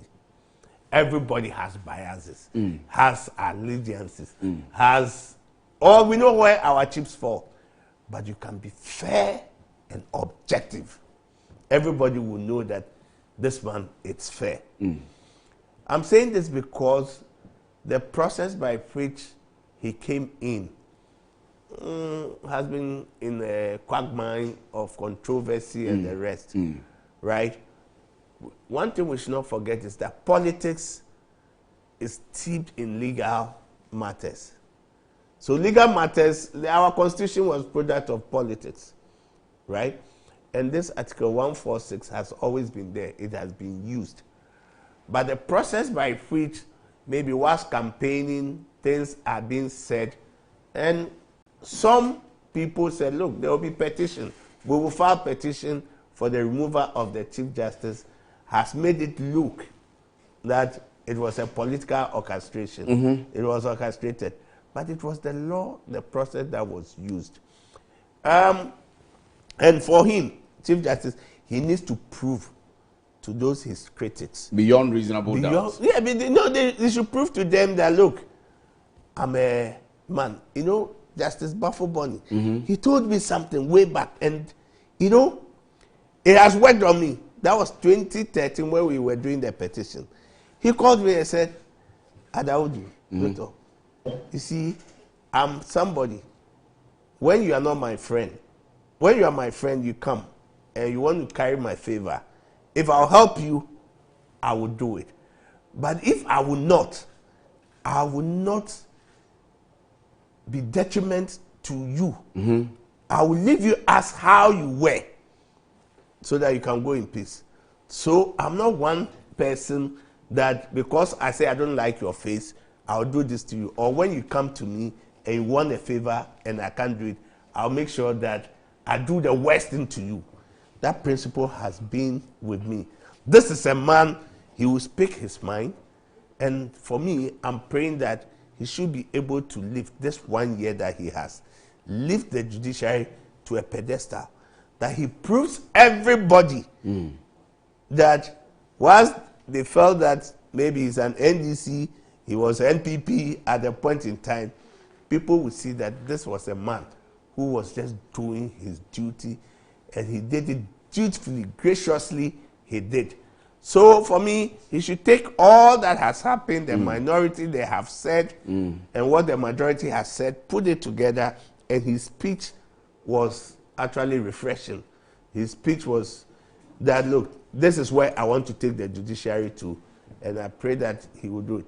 And at the end of the day, when he's going home, I'm sure this same minority will come and say, upon hindsight, we think that you were fit for purpose, and the position they gave to you, this is how you've lifted the judiciary. This is what I expect, that one day the minority will come and say, had we known, we wouldn't have criticized you to the extent we have said it. There may have been mudslinging here and there, but we have seen that no, you were genuine, you were sincere. They say that it is not about his person, it is about a president which they call a bad president. You have said very partisan. You know why people think that it's a precedent? Because in the history of this country, no Chief Justice has been removed before. However, we've had judges who have been removed from the Superior Court, from High Court, they have been removed. And the same senior public officials have been removed. Loretta Mensah, Charlotte Osei, they had all been removed before. And it was the Chief Justice who determines the prima facie. Now, it is the case of the Chief Justice. What happened? The process, this is the second time it started. It started when Chief Justice Aqua was the Chief Justice. You know, there was a process to remove him. That was where we have the title of the case, Ajetru, that case. Because the petition was for removal of the Chief Justice. And the court said that, no, that pedestal, the prima facie case that you have to, it has not been met. So, and they have tried all the other Chief Justice. It is just that it did not come to where we have gotten with Chief Justice Tokonu. Because some of them went to the presidency under His Excellency Nana Addo. Nana Addo, right? Even during Mills, right, this woman, Wood, Chief Justice Wood, there was a petition against her. And this petition was dismissed by the president. There had been petition against almost all the Chief Justice. And the president looks at it and says that, no, this does not meet the criteria, the prima facie, so I'm not going to do anything about it. But it's just that on this occasion, there had been several petitions against the Chief Justice and the process. So it is, the only difference is that this time a Chief Justice has been removed. And I don't think that this is about politics. This was what the law says. And I've always been saying, if you think there is a problem with 146 when it comes to the Chief Justice, it is good that we have the Constitutional Review Committee and memorandums have been sent. We should look at it. If we have to tinker with that provision and put in more safeguards so that at the end of the day, no new president will come and say that I want to remove the Chief Justice. Okay. But if we also do that, right, we should make sure that it does not become so tedious, laborious, that we now will have an autocratic Chief Justice, because he knows that the process will be difficult for citizens to petition and for the president to remove me, right? So there might be that, although the institution must be independent and separate, we need that collaboration so that they complement each other's effort, so that we can have a smooth running and a sustainable governance. So for Bafo Boni, I always wish him well, Chief Justice. I'm not saying Chief Justice of the Republic, wish him well, and I pray for wisdom for him to dispense justice. And also as head of the judiciary, let us see that transformation in our courts. Let us see, so that at the end of the day, we will come and say that, well done. Well done. You have served your nation. You have served within all your capacity, and this is what you have left for posterity to judge us. Okay, I'm coming to you, Honorable. But Manchebru says the removal of Chief Justice Tokonu was clearly a premeditated move, which was clearly planned and executed using the law. It was a fulfillment of a promise they made in 2024. It has consequently set a very dangerous precedent. However, history may well vindicate her stance, as well as that of the NPP minority in Parliament. Their refusal to participate in the vetting process for a new Chief Justice nominee was consistent with their long-held principles, demonstrating their commitment to upholding the integrity of the judiciary. I wish Chief Justice Bafo Boni well. He now has the opportunity to prove, as you say, the Ghanaian people wrong within the next 2 years. Manchebru is in Takrady sent in that one. Some people in your party have said that the term of the new Chief Justice, as popularly, the popular term used by a lot of people, is that it will be coterminous. Should you win power, it will be coterminous with the new governments coming in, or the current government going out. I've heard some members of my party say that, and that's my fear. Do you agree with that? That's my fear. Do you agree with that? I'll explain. Do you agree with that? I'll explain my point. To answer whether it's your fear, but do you agree with I'll that? explain to answer whether I agree or not. When I explain, so I should wait for you to. Yes. Please go ahead. That has always been my fear, a lawyer. You know, I'm very careful whenever it comes to the judiciary. Because the truth of the matter is that myself, I'm here as an NPP person. My brother is here as NDC. When it comes to Parliament, it's MPP, NDC. The executive is political. The only institution that we all run to when there's a problem is the judiciary. And that is why I get worried when the commentary or the discussion about the judiciary becomes very political. That's my fear. So I fear when somebody from my party say, anybody there, you are there with the term of the current government. If we continue like that, there's a problem. There's a problem. What it means is that MPP comes to power, they'll use every legal means to take the person off. Should that continue? Should that be the norm? Should we continue on that tangent? I've heard, and very painfully, very leading members of the NDC, some of them even say, oh, the next person in line is the EC office, EC chair. I've heard that even the chairman of the party openly saying that after Chief Justice, the next person is the chairperson. When you say that, what it means is that when my government also comes, that attitude will continue. If you're not careful and we don't protect, there's a reason why, and he's a lawyer, there's a reason why the framers of the Constitution put in there that these are independent, but there's a reason why. In as much as they gave ways of taking them off, when it becomes very extreme, there's a reason why they made them independent. Because they have to demonstrate a certain character in order to hold the whole system in a balance. Listen, my party, we took off Charlotte Osei. Was not the same Charlotte Osei who declared another president. It is. Yeah. It was the same Charlotte Osei.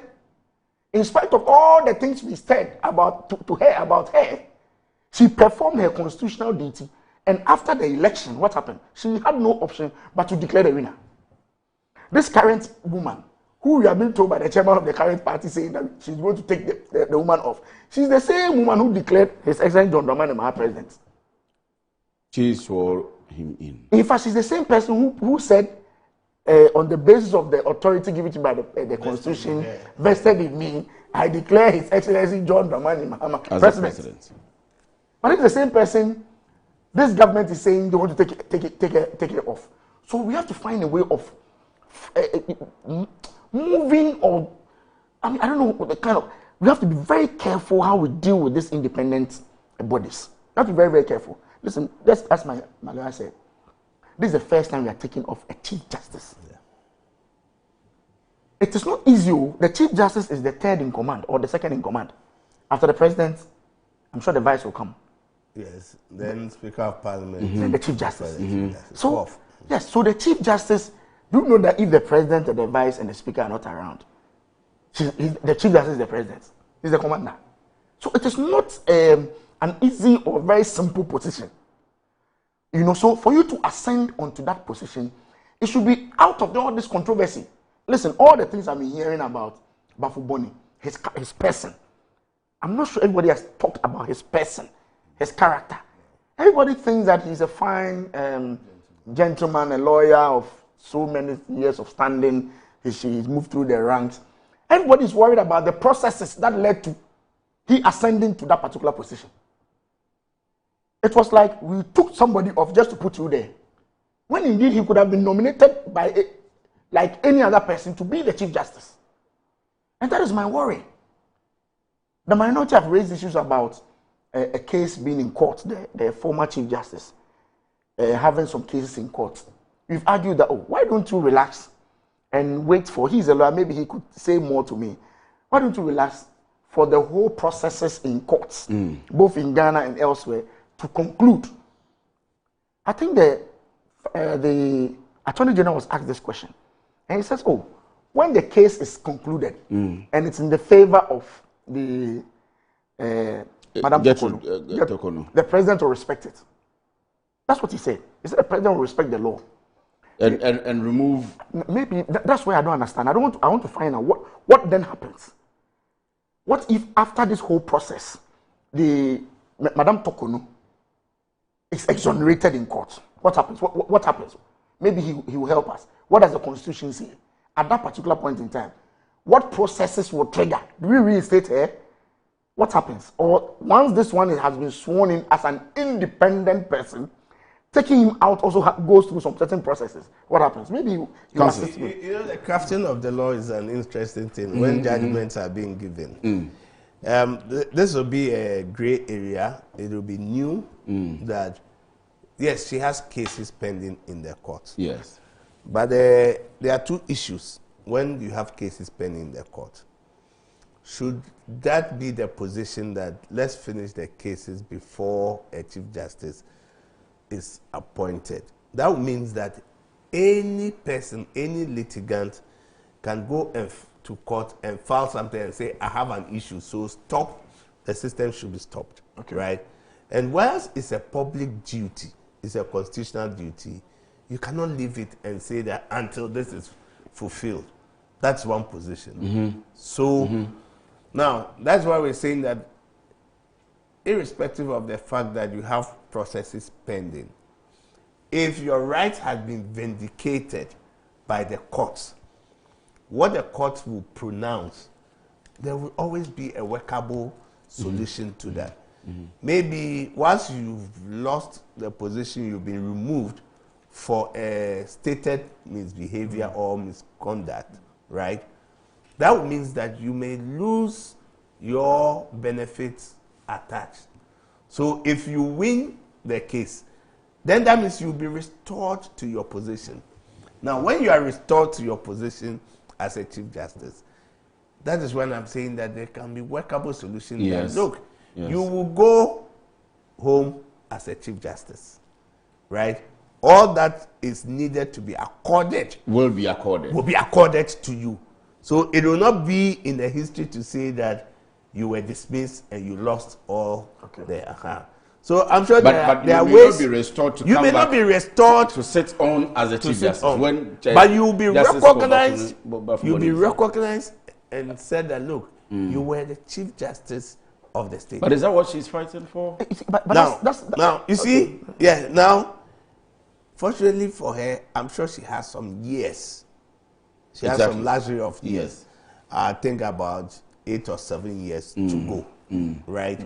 So if you have those ones, that's why I'm saying that looking at, you see, the court would always look at the social, it's a kind of social engineering, historical perspective that they put in place. So when they are crafting their judgments, you may win. They may give it to you. But that position, you may not be restored to the position. Maybe the judgment also but you may be given all that is attached to it. We have seen it in several other cases that people go, and at the end of the day, like dismissal cases, they would say, yes, you were unfairly dismissed, you were unfairly done A, B, C, D. So everything should be restored. But the position may not be given to you.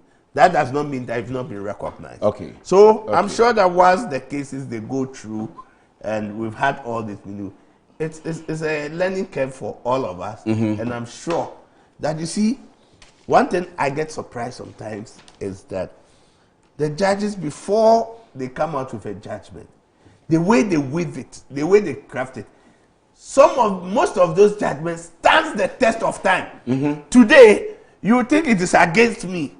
You are not happy with it. But tomorrow, you rely on the same judgment. And the criticism comes based on whether you are happy or not. But tomorrow, you see that they have been consistent with some judgments they give. It is when they believe that at the exigency of time and the situation environment in which we are, that's where they are given the opportunity as Supreme Court to depart from that judgment. Right? Let me give an example. There was some judgment, it was a ruling that the Chief Justice Akwa at the time gave. It was about this Abu Dhabi, their cases. Yes. Now he just looked at one technical point, because it was to go to, the case was to go to Court of Appeal, and Abu Dhabi and the rest were to. He just looked at one technical point, and he said that, no, when you want to file an appeal, right, you need to come to the court, go to the lower court first. But that one, he changed it and said, no, you have to come to the Court of Appeal directly. It was just something, and looking at the time, what was happening, that's what he designed. But later, the same Supreme Court had looked at it and said, no, this decision was not right. Right. So they have been given that power that when they look at the situation and the environment, looking at it, what they can do, because they are to bring cohesion to society. That's one of the cardinal things, and make sure that there is society function and function well. They don't want dysfunctional society, right? All right. So I'm sure, and I'm saying that as the president said, he will respect any ruling that comes from it. There will be a way. There will always be a way. There will be a way. I'm sure maybe the finality of that case will help bridge that gray area as we talk about. But the question is that at that particular point, will we have been fair to talk about? Well, that's a legitimate question. Yes, that's a legitimate. I mean, fair to her. That's if the ruling. We don't know the ruling for now. Yes, but you see, if it goes in, I always say. Yes, he's restored to her former status. She emoluments everything. Emolument and everything. But I always say that. But you see, I before there's justice, I saw the letter from the president. He was not just removed as a chief justice, but even from the bench. Oh yes. No, it's a simple thing. Let me. Okay, see, maybe you're a lawyer. Before you become a chief justice, in the first place, you were a judge of the superior court. So it is because you were a judge of the superior court, you've been elevated to be a chief justice. So you can't say that I'll be removed as a chief justice for misconduct. When the same process say this is what you will have to go to remove any judge for the superior court. So you can't say I'll be removed from this position So I still want to remain. That's a good explanation because that is something that is so. In the first place, it is yeah. because you were a judge of the Superior Court, and that is the mechanism that Article 146, right? So that 146 is used for all the Superior Court, that is High Court judges to Supreme Court. It's used for them, and it is even stated in the Adechum case that no, how can you say you are a Chief Justice and in one of the judges, I think Modibo Okran, one of them, he says that no, you cannot say I've been removed as a Chief Justice and still remain as a justice on the bench. Yes. Okay. I think let me see my time. I think I can begin the discussion on the Ken Ofori-Atta. Let me say special person. The legal theatrics. So I wanted to begin this, and then maybe after the initial submissions we'll go on a break. But I think that we should rather go on the break and come back to be able to do justice to it. So the SML GRA contract OSP charges Ofori-Atta 7 others, and the entire discussions around the OSP. We'll be doing that pretty shortly. Don't go away. We are here.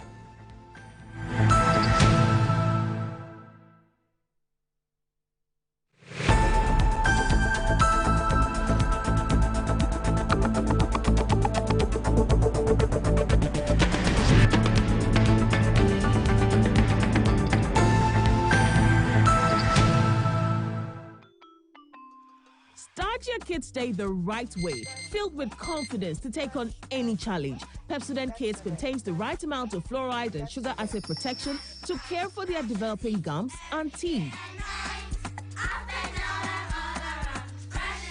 Grab either orange or strawberry so they brush with the sweet flavor they love morning and evening.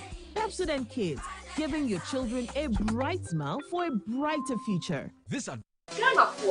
Me chechi mo ninara me din e de baby dapa me di ade sonko kra na ebremo nya ode to aduane mo ama waduane e de pa na me de bremo eno ene some spices de e mu gwa wo bebre o various flavors ubenya eya akoko ubenya nantwie ye de ku jollof mu ma emu ye de ubenya ye de ku nkwan ye de ku froye mu ho na ko pebito na ema waduane enye de unyimi nia ye nkon ye konko tie nyankofo eka autant de communication, nous enjoy Oduba, that Samu spices. One in the essence, don't fight. I'm going to get it. Samu spices in a Sabi, Daddy so say. Samu spices, Mun Samu. Samu spices, Yama chicken. Samu spices. In Sanaka in Ketwa, measure 10 grams. Yawa chicken, spaghetti, garlic and ginger, stew, and jollof, and the flavors of Bebre. Samu spices, yes, Saka. FDIJ Jadien Kratoyatum.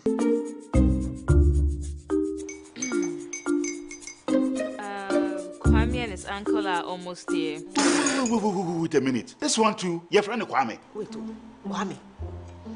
As in the same Kwame again? Yes, Mommy. The second coming. Into all this tension, just to reintroduce that broke boy from Kaswa. Why would you deceive the family like this again? Now I understand the whole delay. Troll from Kaswa, dear. Why wouldn't he be late? Or be late? Of course.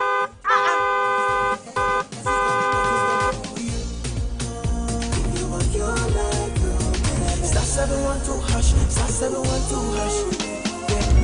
You go feel the luckiest.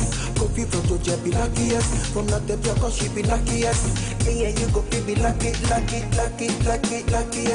No matter why you're luckiest. Everybody go be the luckiest. That's Kwame! Send your God apple boom. If you put it at so would the coming of the Son of Man be. Hey! Is that his car? Ha! Even now, your shadow the way designer. I use my own mouth to reject him. Oh, this is my mouth. Look at that. Kwame, my son. Now, tell me the truth. How did this all happen? Oh, Mommy, a simple direction. Mr. Goodluck no check me well. Yeah, man. Easy car. Or dial star 712 hash. The devil is a liar. He picked his ticket and entered his lucky 5-digit number. I'm his baby deal. Oh, Oh, how romantic! And he followed the prompt, yes. And then boom, confirmation test. One quick, big 5 numbers for me, okay? I'm feeling like 7. Dial *712#. Choose your ticket. Enter your lucky number. Follow the prompt and let destiny handle the You see how they love you now? Yo, do you have family payment? Before December, may release a motivational album. Patapa, my super. This promotion is regulated by the NLA on the Caritas platform. In my line of work, a confident smile is everything. Kel Charcoal Toothpaste keeps me on top of my game and ensures my smile is always radiant and bright. With the tiring nature of my job, we spend several hours under the scorching sun. To keep our teeth white and our breath fresh all the time, we use none other than Kel Charcoal Toothpaste. Kel Charcoal Toothpaste. You're on a Kessie and in a kit one. Samayo Kendini, and who be here? Symmetry Sapapadia to a mammy mouthful. Kel Charcoal's natural ingredients, and a bomb is several buying, and manistering, Nesansu Mama Hotel so a will beg you. Kel Charcoal Toothpaste. Choose Kel Charcoal Toothpaste for anti-cavity, whiter teeth, and fresher breath all day. Available in 80 gram and 150 gram. Grab yours today. Kel, happy smile. This advert is FDA approved. Ghana's biggest real estate event is back, and it's even better. Looking for your dream home? Want to invest in land or explore real estate opportunities? Then don't miss the 8th edition of the Mikasa Home and Property Fair. Meet and connect with Ghana's leading real estate developers, mortgage providers, home improvement experts, and more, all under one roof. You'll also get access to free seminars and expert-led info sessions covering everything you need to know about buying, financing, and owning property in Ghana. Date 5th and 6th December 2025. Venue the Icon Event Center, East Legon, a minute drive from the East Legon Tunnel. Time 9 a.m. to 7 p.m. each day. Attendance is absolutely free. Register at mikasa.com/fair. Headline sponsor, Gold Key Properties. Platinum sponsor, Clifton Homes. Media partner, City FM and Channel 1 TV.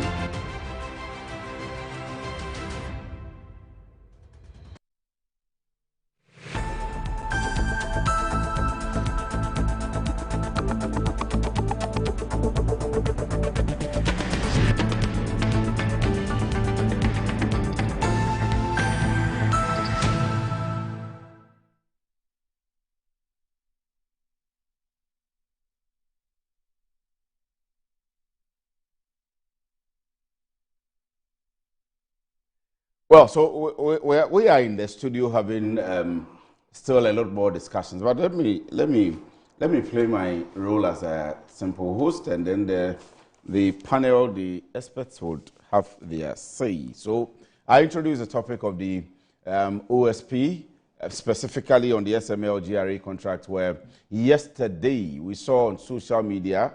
I don't know if my producer has it, but we saw on social media yesterday the Office of the Special Prosecutor posting on its Facebook page and other social media pages pictures of people who he claims to have finally charged. I'm looking for the pictures of these people. I downloaded them. Okay, so on the page of the Office of the Special Prosecutor, we have Republic versus Kenneth Nanayawo Ufuriata and 7 others. Case number CR/0106/2026. That's 2026. And you have the picture of Emmanuel Kufinti, who has been at the GRA before, with the brand of Special Office of the Special Prosecutor there. You have Office of the Special Prosecutor brand again, Isaac Krenzel. You have Colonel Kojo Damwa, retired. You have Reverend Dr. Amisha Dai, Usu Amua. You have Evans Edusei, all of them branded in one flyer. And then the Strategic Mobilization Limited logo is also there. And the next picture on the page is Republic versus Kenneth Nanayawo Ufuriata and 7 others, case file or case number CR01062026. At large, name Kenneth Nanaya Oforiatta. 2. Ernest Dakun Akori. These people are at large. And this is how the Daily Guide newspaper captures the story. It says the Office of the Special Prosecutor has charged former Minister of Finance Ken Oforiatta and 2 former Commissioners General of the Ghana Revenue Authority, as well as officials of Strategic Ghana Limited, over the controversial revenue assurance contract awarded to the private company, costing the nation over 1.4 billion Ghana cedis in financial loss. So those are the pictures you see on the screen, the at large and then the other one I had spoken about. Thank you very much, Bright. The other accused persons are Ernest Dakun Akori, Chef the Cabinet of Oforiatta, Emmanuel Kofi Nti, Amishadai Usu-Amoa, all former Commissioners General of GRA, Isaac Krenzel Kojodamoa, all former Commissioners of Customs Division of GRA, Evans Zedusei, Chief Executive Officer of SML, and the company itself. The OSP is accusing the 8 of financial costs and financial laws of 1,436,249,828.53, as I had stated early on, to the state by allegedly creating the opportunity for SML to largely pretend to perform the services under the various contracts.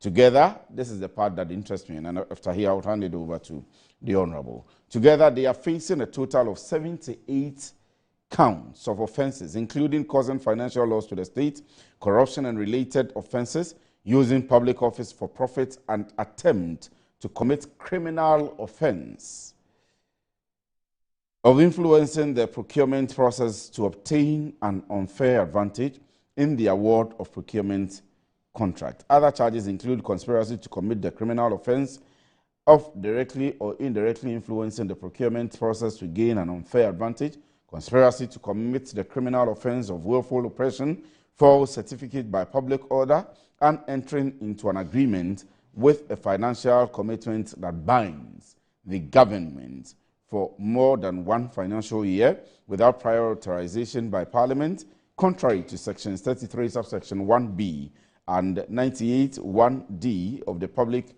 Financial Management Act 2016, Act 921. Honorable. The OSP.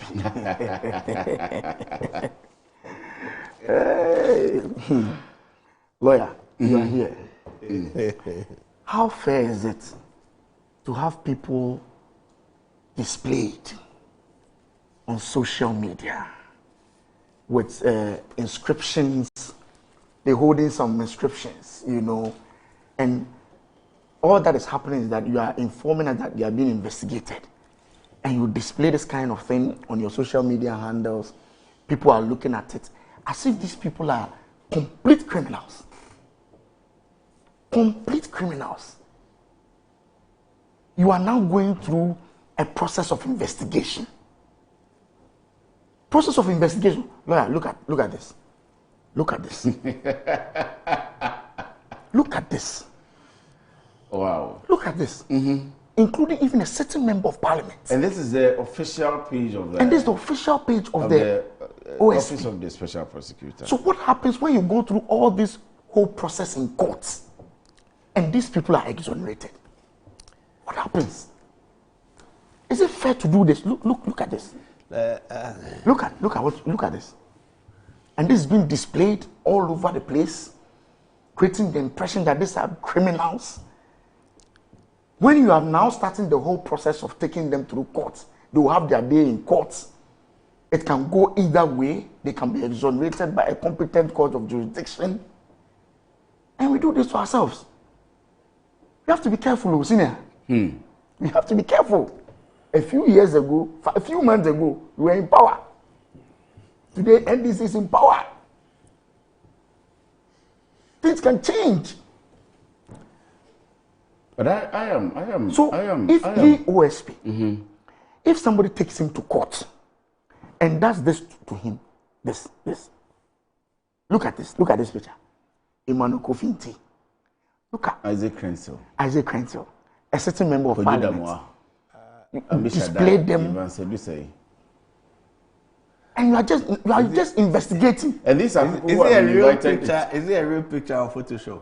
No, it's a real picture on their. All of them have been invited to the office of the special prosecutor. This on the and I think of as part of the processes, they take you will be branded and they take a picture of you for. This is on the front page. This is on the pages of the OSP. Yes, but you see, to answer your question first before I come. Mm-hmm. For me, I think this is not necessary. I think that, you see, Article 19 of the Constitution makes it clear that until you are innocent until you are proven guilty by a competent court of jurisdiction, right? So even if I'm arrested that I've stolen this cap, right? Or I took this cap from Metro TV and I have put it in my car and it has been picked. Yes, indeed, they saw me, I've taken their cap, which I've appropriated something that is not mine. They'll have to take me through the process for the court to see that, oh, maybe I took this cap thinking it is my cap I brought from home, or it looks like my cap at home. There may be a reason. But to put people's pictures there, the law also makes a remedy that when you think that you are being prosecuted and it is by malice, by hatred, by the person who has that power to prosecute you, the law says that after that you can sue the person for malicious prosecution. But then you have to identify and show that because of A, B, C, D, the malice or the hatred. That's what my producer has just done, right? Is to snapshot it from the page. So this is directly from from the office of the special prosecutor. So if you do this, if you do this and you can recount and show that there's evidence, maybe at the end of the day, there's evidence, you say, look, the man is prosecuting me with malice, with hatred. That's why he's done this. And that remedy is there for you to take. So I wouldn't want to advise that this should be done with a man who has not even been proven guilty, that I should write my name and hold it on my chest, and it is brought to the public. You see, in any event, these people have served this nation in their capacity, right? It is, as we speak now, it is allegation you are making against them. Allegation is not evidence. Allegation is not evidence. So if you are making this allegation, you just can give notice to the public that on this day, I have successfully filed charges against these people. And I'm giving them notice. Or you go to court, the court will issue, you get the criminal summons and serve on them. Then they can have their day. But if you are doing this one, that you publish it to the whole world, and at the end of the day, if they've been absolved from it, what have you done? You see, we think that the position in which we are today is permanent. We will leave. I always tell people, when you go to some offices, you see pictures have been put there. It tells you that this one was here. Today is no more. Yes. Somebody will also come in the ministries, you see a line someone will also come and occupy this office. Now, after serving your country, and there's allegation you do this to people who have served your nation. I'm not saying that they haven't done what they are being accused of. But as a lawyer, the law tells me that anybody who is accused is innocent until he's proven guilty. And I'm sure if there's malice and hatred that they can see in it, they have a remedy. Now let me come to the OSP himself. You know, OSP from day one, for me, I think that when the whole thing, I was delegated by my party, I went with Koku Anyidohu at the time. He was the Deputy General Secretary. General Secretary. I think our point we made clearly was that the OSP, the whole institution being established, it was a political tool because it was promised in their manifesto that when we come and we're looking at, then why don't you do it an independent prosecutor? So there's an independent prosecutor than the OSP. And even in doing it, you know, they have to tinker with Article 88, which gives that power to the Attorney General. Right? OSP has been there. There had always been legal theatrics about OSP. The society should forgive me, maybe my choice of language. We had Honorable Martin Amidu. We saw all the issues, you know, the epistles that were coming here and there with him. Now Kisi has taken over. We are seeing the same, some of this theatric drama that coming with OSP. The theatrics. And for me, that's where my worry is. That the show of strength, the show of power, the drama, the theatrics. That's, I don't know. I mean, you have the right to comment, but if you are doing your works, I always say that, listen, if you are a prosecutor or somebody, it is your facts. Your facts, your evidence is what will secure a conviction for you. If you have the facts, you have the evidence, the simple thing you have to do is to go to court, and inform the person, and let it be determined. But it should not be because I want to carry the society along. It becomes an issue every time it's in the media. We are giving, and at the end of the day, the law says that publish the number of cases you have won, what you have raked in, and we are not seeing it. It has to be done twice in a year. How much are we spending on OSP, the budget? We are spending so much, but little dividends is coming. I'm not saying that just from Kisi Ajabe's side. Yes. We have spent so much. And for me personally, I always feel that OSP only concentrate on one or two high-profile cases. They may be doing other cases that we may not hear in the media, but we concentrate on these high-profile cases. At the end of the day, we are not able to secure anything. Look at Cecilia Dapa case. It was toyed with, and at the end of the day, in fact, it was played in the media. That's what I think. But to what extent? For me, OSP, yes, if that is what we want as a society, it should be looked at with IOCO. You see, IOCO is all over the country. OSP is only in Accra, even not in Kumasi. The branch, as I know, the regional capitals, we have the men of IOCO all over the country. Why don't we merge these two? That they will have this each branch to be with their own, to be merged. To be merged.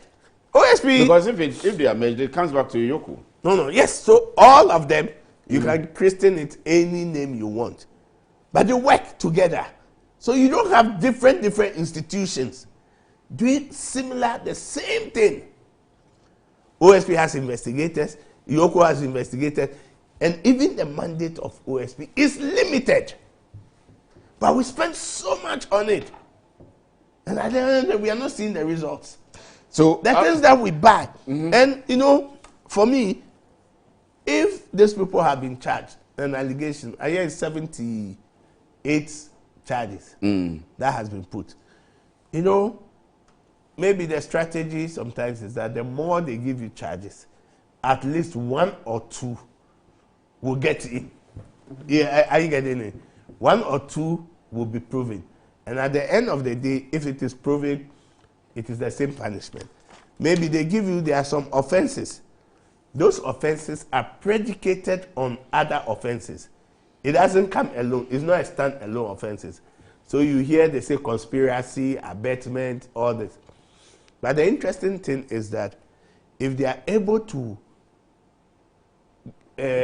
prove that there was some stealing or financial loss, then that means the conspiracy, even if they charge you alone, you will be punished for the same offense. Now, financial loss. Every time we say financial loss, the operative word is that it should be willful. You knew that when I spend this money, it would not inure to the benefit of the state. And I took that decision to embezzle or spend the money without any justification.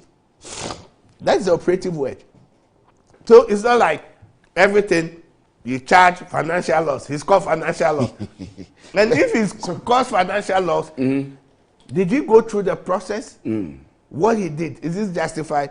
So sometimes I always look at it that when you are charging, I think from the charge you were reading, yes, one of the things I captured is an attempt to criminally influence. You are saying it's an attempt. So that means you have to charge is an abetment or this to other. You're an attempt. So did he influence or he did not influence? And if you are saying he influenced, was he willful that he wanted to do that so that that benefit will inure and the state will be at its detriment?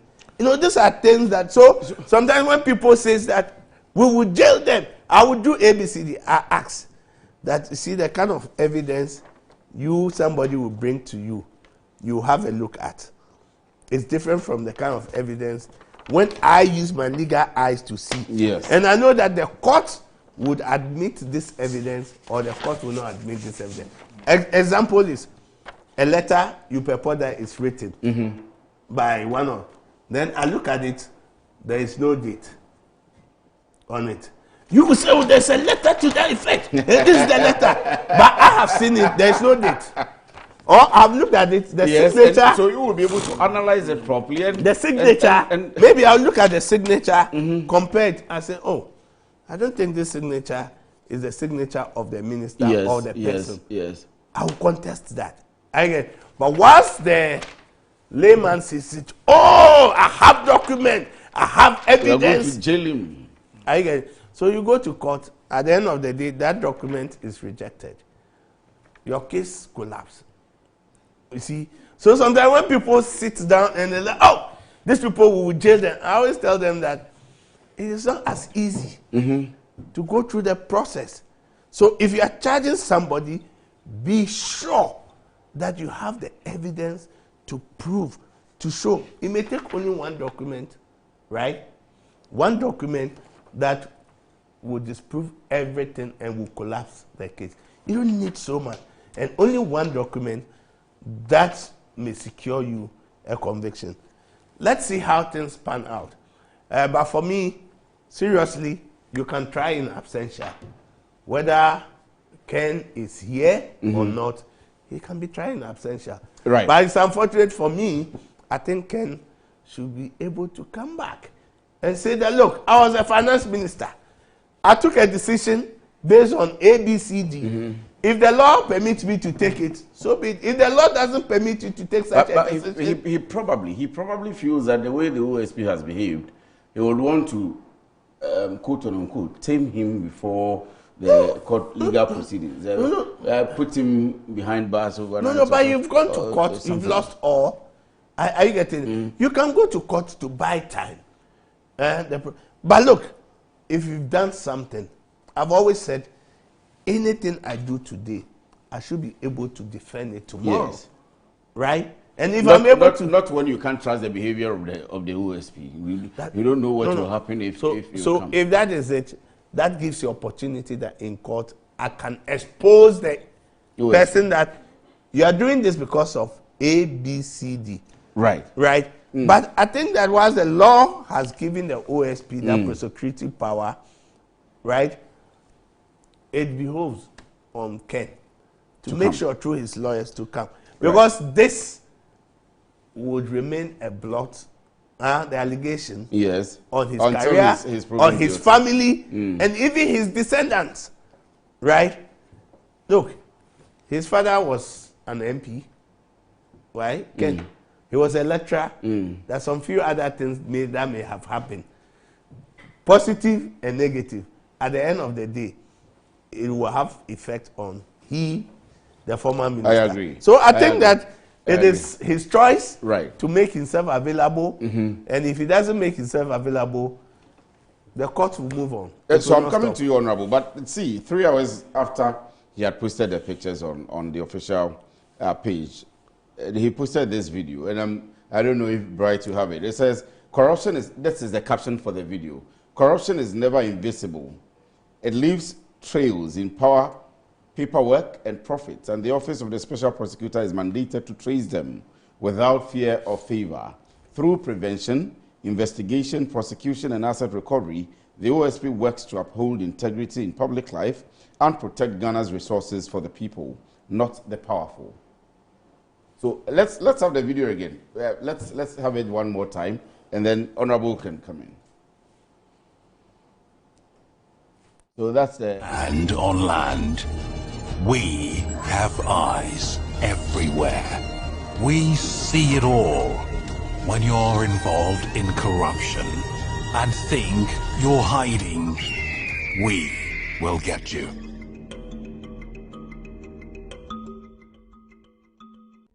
In the sky. You should be prepared to defend your record. There's nothing wrong with that. I mean, we are all for investigations. If something is wrong, somebody has done something wrong, that person must be given an opportunity to give his side of the story. That's all we are saying. We are not saying anything different. We are not saying that we are protecting, we are defending people who are purported to have committed some crime. No, that's why there are laws. You get the point I'm making. But as he quoted, the law also says that the person must be seen to be innocent until proven guilty by a competent court of jurisdiction. When, during that whole process, we tend to even criminalize the person, even before the courts give a judgment, then there's a problem. Then it means you are infringing on that person's rights. You get the point I'm making. Anybody who sees this picture, take it from me, the first thing that comes to mind is that, there they are, the criminals. I was just looking at comments on social media, and everybody thinks that, why are we defending criminals? We are not defending criminals. Are you getting the point I'm making? But who am I to say they are criminals? It's only the court that can say so. It's only the courts. Give them an opportunity to come there, express themselves, bring your evidence. You say you've charged them with 78 charges. 78 charges. I'm sure they'll come to court with their lawyers, and as a lawyer said, one after the other, their lawyers will also try to what? Disprove some of the charges that you're giving them. My concern is that at the end of the day, if their lawyers succeed in disproving all these things that you've written here, what happens to these pictures? What happens to this picture that you've painted? You know, in the eyes of the Ghanaian people, in the minds of the Ghanaian people, that these are criminals. So let's hasten slowly. We are for investigation. I'm for investigation. I was a public figure myself. As a member of parliament, I'm a public figure. If I do something that goes contrary to the law, I should be prepared to face the law. And just as lawyer said, anything that I do, anything you sign, you should be clear in your mind that in the next 10, 15 years, when you are called upon to defend what you did some 10 years ago, you should be confident enough to defend it. You get the point I'm making? Yes, I do. To defend the point I'm making. I mean, Mr. Ken Ofori-Atta, the last time I checked, they were talking about some health issues. For me, if he is fit, it is better for him to be here to defend himself. There's nothing wrong with that. There's absolutely nothing wrong with that. If he's okay, he's fit, and he's able to come, he should be here to defend his record. He was the finance minister. He was in charge of our finances. And there's nothing wrong in coming to say that, yes, I took this decision this is the reason why I took this decision.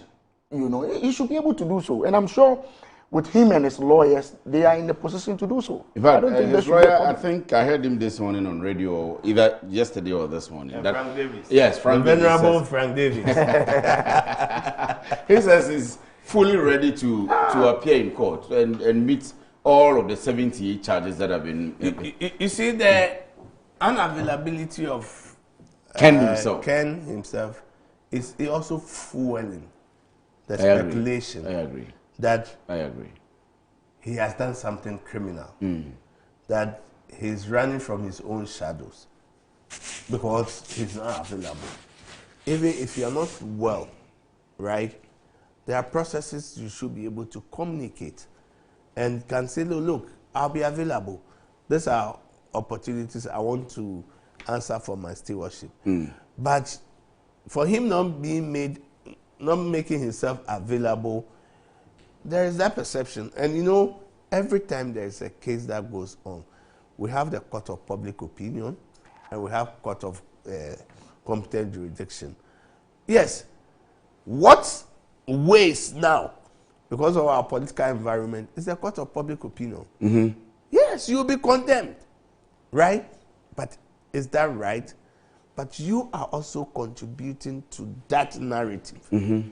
So, for me, I think that it is for he himself to make himself available with that of his family, because, you know, the name, the family tree, one nut, you might have done some good all the years, but one bad nut within that tree will spoil everything. And I think that, look, for the OSP,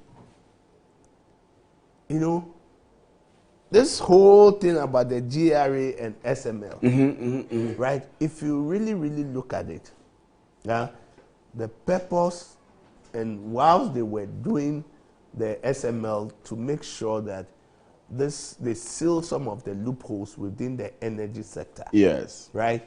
They give you a real-time data. It was a good thing. Maybe the processes by which they came in, that is what's the issue. Because I always ask myself, until recently, why was it GRA was still using SML and they were not talking? They are the beneficiaries of the SML. Other people who are beneficiaries that they are working for, why were they not talking? Why are we not hearing from the other side that, and they still continue working with them? I know that they have worked since the beginning of the year until it was terminated. So why, if you felt it was not good, why were you still using them? Why was the GRA Commissioner General, who I believe was part of the auditing, right, at the time, why is he not talking? Why are we not hearing from him? Is there something that amiss that we are not knowing? So if OSP wants to carry us along, he should give us the narrative that this is what I have found, this are some, like the Attorney General would do. For me, if Attorney General is doing that, at the end of the day, he also puts his strategy and everything in the public domain. And once I would, if I'm a lawyer for one, I will read his script very well. Because once he gives the script, he gives me where he's trying to go. And I'll know the strategy and how I will be able to frustrate him, and I'll also be able to outwit him with my evidence that I have. Because in the criminal court, I'm not supposed to prove. If the burden is on you, the prosecution, to prove. All that I need to do is to create a doubt as to the existence of the fact, you see, create that doubt in the mind of the court, and the benefit will inure to me. So this OSP, theatrics, and the drama, I think enough is enough. Let's get to work and see the results. And we should concentrate the low-hanging issues. Now, it's all about which high-profile case can we, and we chalk success in that. And at the end of the day, the evidence we have is that I hope this case and the charges will not outlive the tenure. Its usefulness. Yes, the tenure of the president, the 4 years, so that we'll see the legal gymnastics that will run like the opening case. Yes. Just because some of the facts and even some of the witnesses, they were Trump. There were some Trump charges. People came lying through their teeth. So that even perjury and the rest. So if you have even one or two, and you have solid case, watertight, right, and you know this will secure me conviction, I think it should be something. It will get all of us following you. Yes, we follow. If you do that and you win cases, it because will get all the people, all of us following you. But the everyday All the people want, the citizens in this country today, they want, is that they want to see that their money has been recovered and people have been punished. I see people, they say, lawyer, so far we haven't seen anybody going to Sawan. What are you people doing? And so on and so forth. We haven't seen anybody. But let me see if I can pick some messages coming in here. Okay, so we have some on the screen. I will do that before I come to the ones that I have in here. So the MPP used the former Chief Justice politically, and we saw it. She never exhibited neutrality. She was so biased. It's good she was removed. Awudima GH sent in that one. Awudima, please tell us where you are texting from next time. Let's see the next one if we do have. I think we shouldn't simply simplify issues for political points. Jane Mensah declared JDM president because Ghanaians mandated her to do that because they voted for JDM. Zangina M also sent that one on YouTube. Francis Lamptey says the fact that Jane Mensah declared JM as president-elect doesn't insulate her from being accountable. So Francis Lamptey sent in that one. Okay, so let me come back to the studio. Manche Bruce again says, Kwesi, the OSP appears to be undertaking a political witch hunt rather than objective prosecution. His handling of almost all the cases before him has been nothing short of malicious persecution and a frolic pursuit of fantasy. For the OSP, you are guilty until proven innocent. His modus operandi has been the playing on the emotional keyboards of the public. How does he expect to pull through with 78 counts against Oforiatta and others? Amazing convictions. Manche Bruce in Takrady sent in that one. Shelty Wooney, ADO1 Shelty. Shelty, you said hi. I've seen your message. You work with the Ghana National Fire Service. Okay, Manche, I have read this one. Let me see. Musa Abattoir. Musa, it's been a very long time. I hope you're doing well. Good morning, Efrie. I entirely agree with Council Adaudu. We must be honest. Charging Ken Oforiatta is long overdue. I have always admired the OSP, but lately I've been disappointed by the lackadaisical approach in handling the Oforiatta case. This should have been treated with more urgency. The mere fact that he has been running from accountability already paints a picture of guilt. It's time justice is allowed to take its full course. My regards to Chief of Staff Julius Deborah and Mystic Wonder inside in Sawam Adwejui. Good morning to you, Efrie, and your panelists. Kwesi Ejiabin should get serious, win corruption cases for Ghanaians and stop this show of bravado. He should arrange the suspects in competent court of jurisdictions, give results, and stop these jokes. Mystic Wonder inside in Sawam Adwejui sent in that one. Alhaji Hamza says, good morning, my brother. I'm particularly happy to see that at long last, Ken Oforiatta, 7 others have been charged and they should be made to face the law. They should not be made to run away from accountability. In my humble opinion, Ken Oforiatta and the 7 others have questions to answer. But I was also happy to hear President Mahama sounding a serious warning to his appointees. According to him, no appointee will be spared if they decide to involve themselves in corruption. And I totally agree with the president. Your brother is watching with keen interest. But Alhaji, I mean, after the show, we need to have a conversation. It's been a long time. So let's have a conversation. Let me wrap up with this one coming from Samuel Brian Boabin. He says, Kwesi Ejiabin is fooling and must be called to order. Oh, forgive me. So, Brian, of an office that demands the highest moral integrity, Kwesi Ejiabin, whose only interest is to live a more lavish lifestyle than the Sultan of Brunei and the Crown Prince of Saudi Arabia combined, has shown no competence or achievements as special prosecutor. He is a pale shadow of the portfolio, confused, reckless, and unfit to continue in as a special prosecutor. He is a joke masquerading as a public prosecutor. It's all settings, nothing new. The significant gap that unfolded at the presidency during the swearing-in of Justice Paul Bafuboni further reinforces the fact that the legitimacy remains in serious doubt and that Providence has washed his hands off both him and his tenure. History will vindicate justice. Gertrude Chokonu, mark my words. Samuel Bribe Wabing, and you continue to say that my admiration for lawyer Adawudu has grown. We need people who speak truth to power. Okay. I think that does it. That does it for us this morning. But thank you very much for us. Thank you very much for staying I beg you. with us this morning.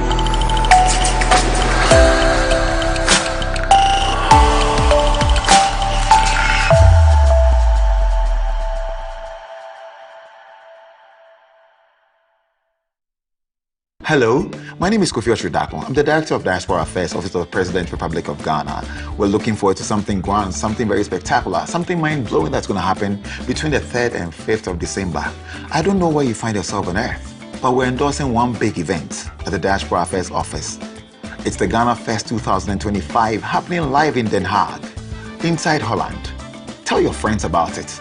It's going to be something very cultural. We're going to have this trade expo that's definitely going to blow your mind.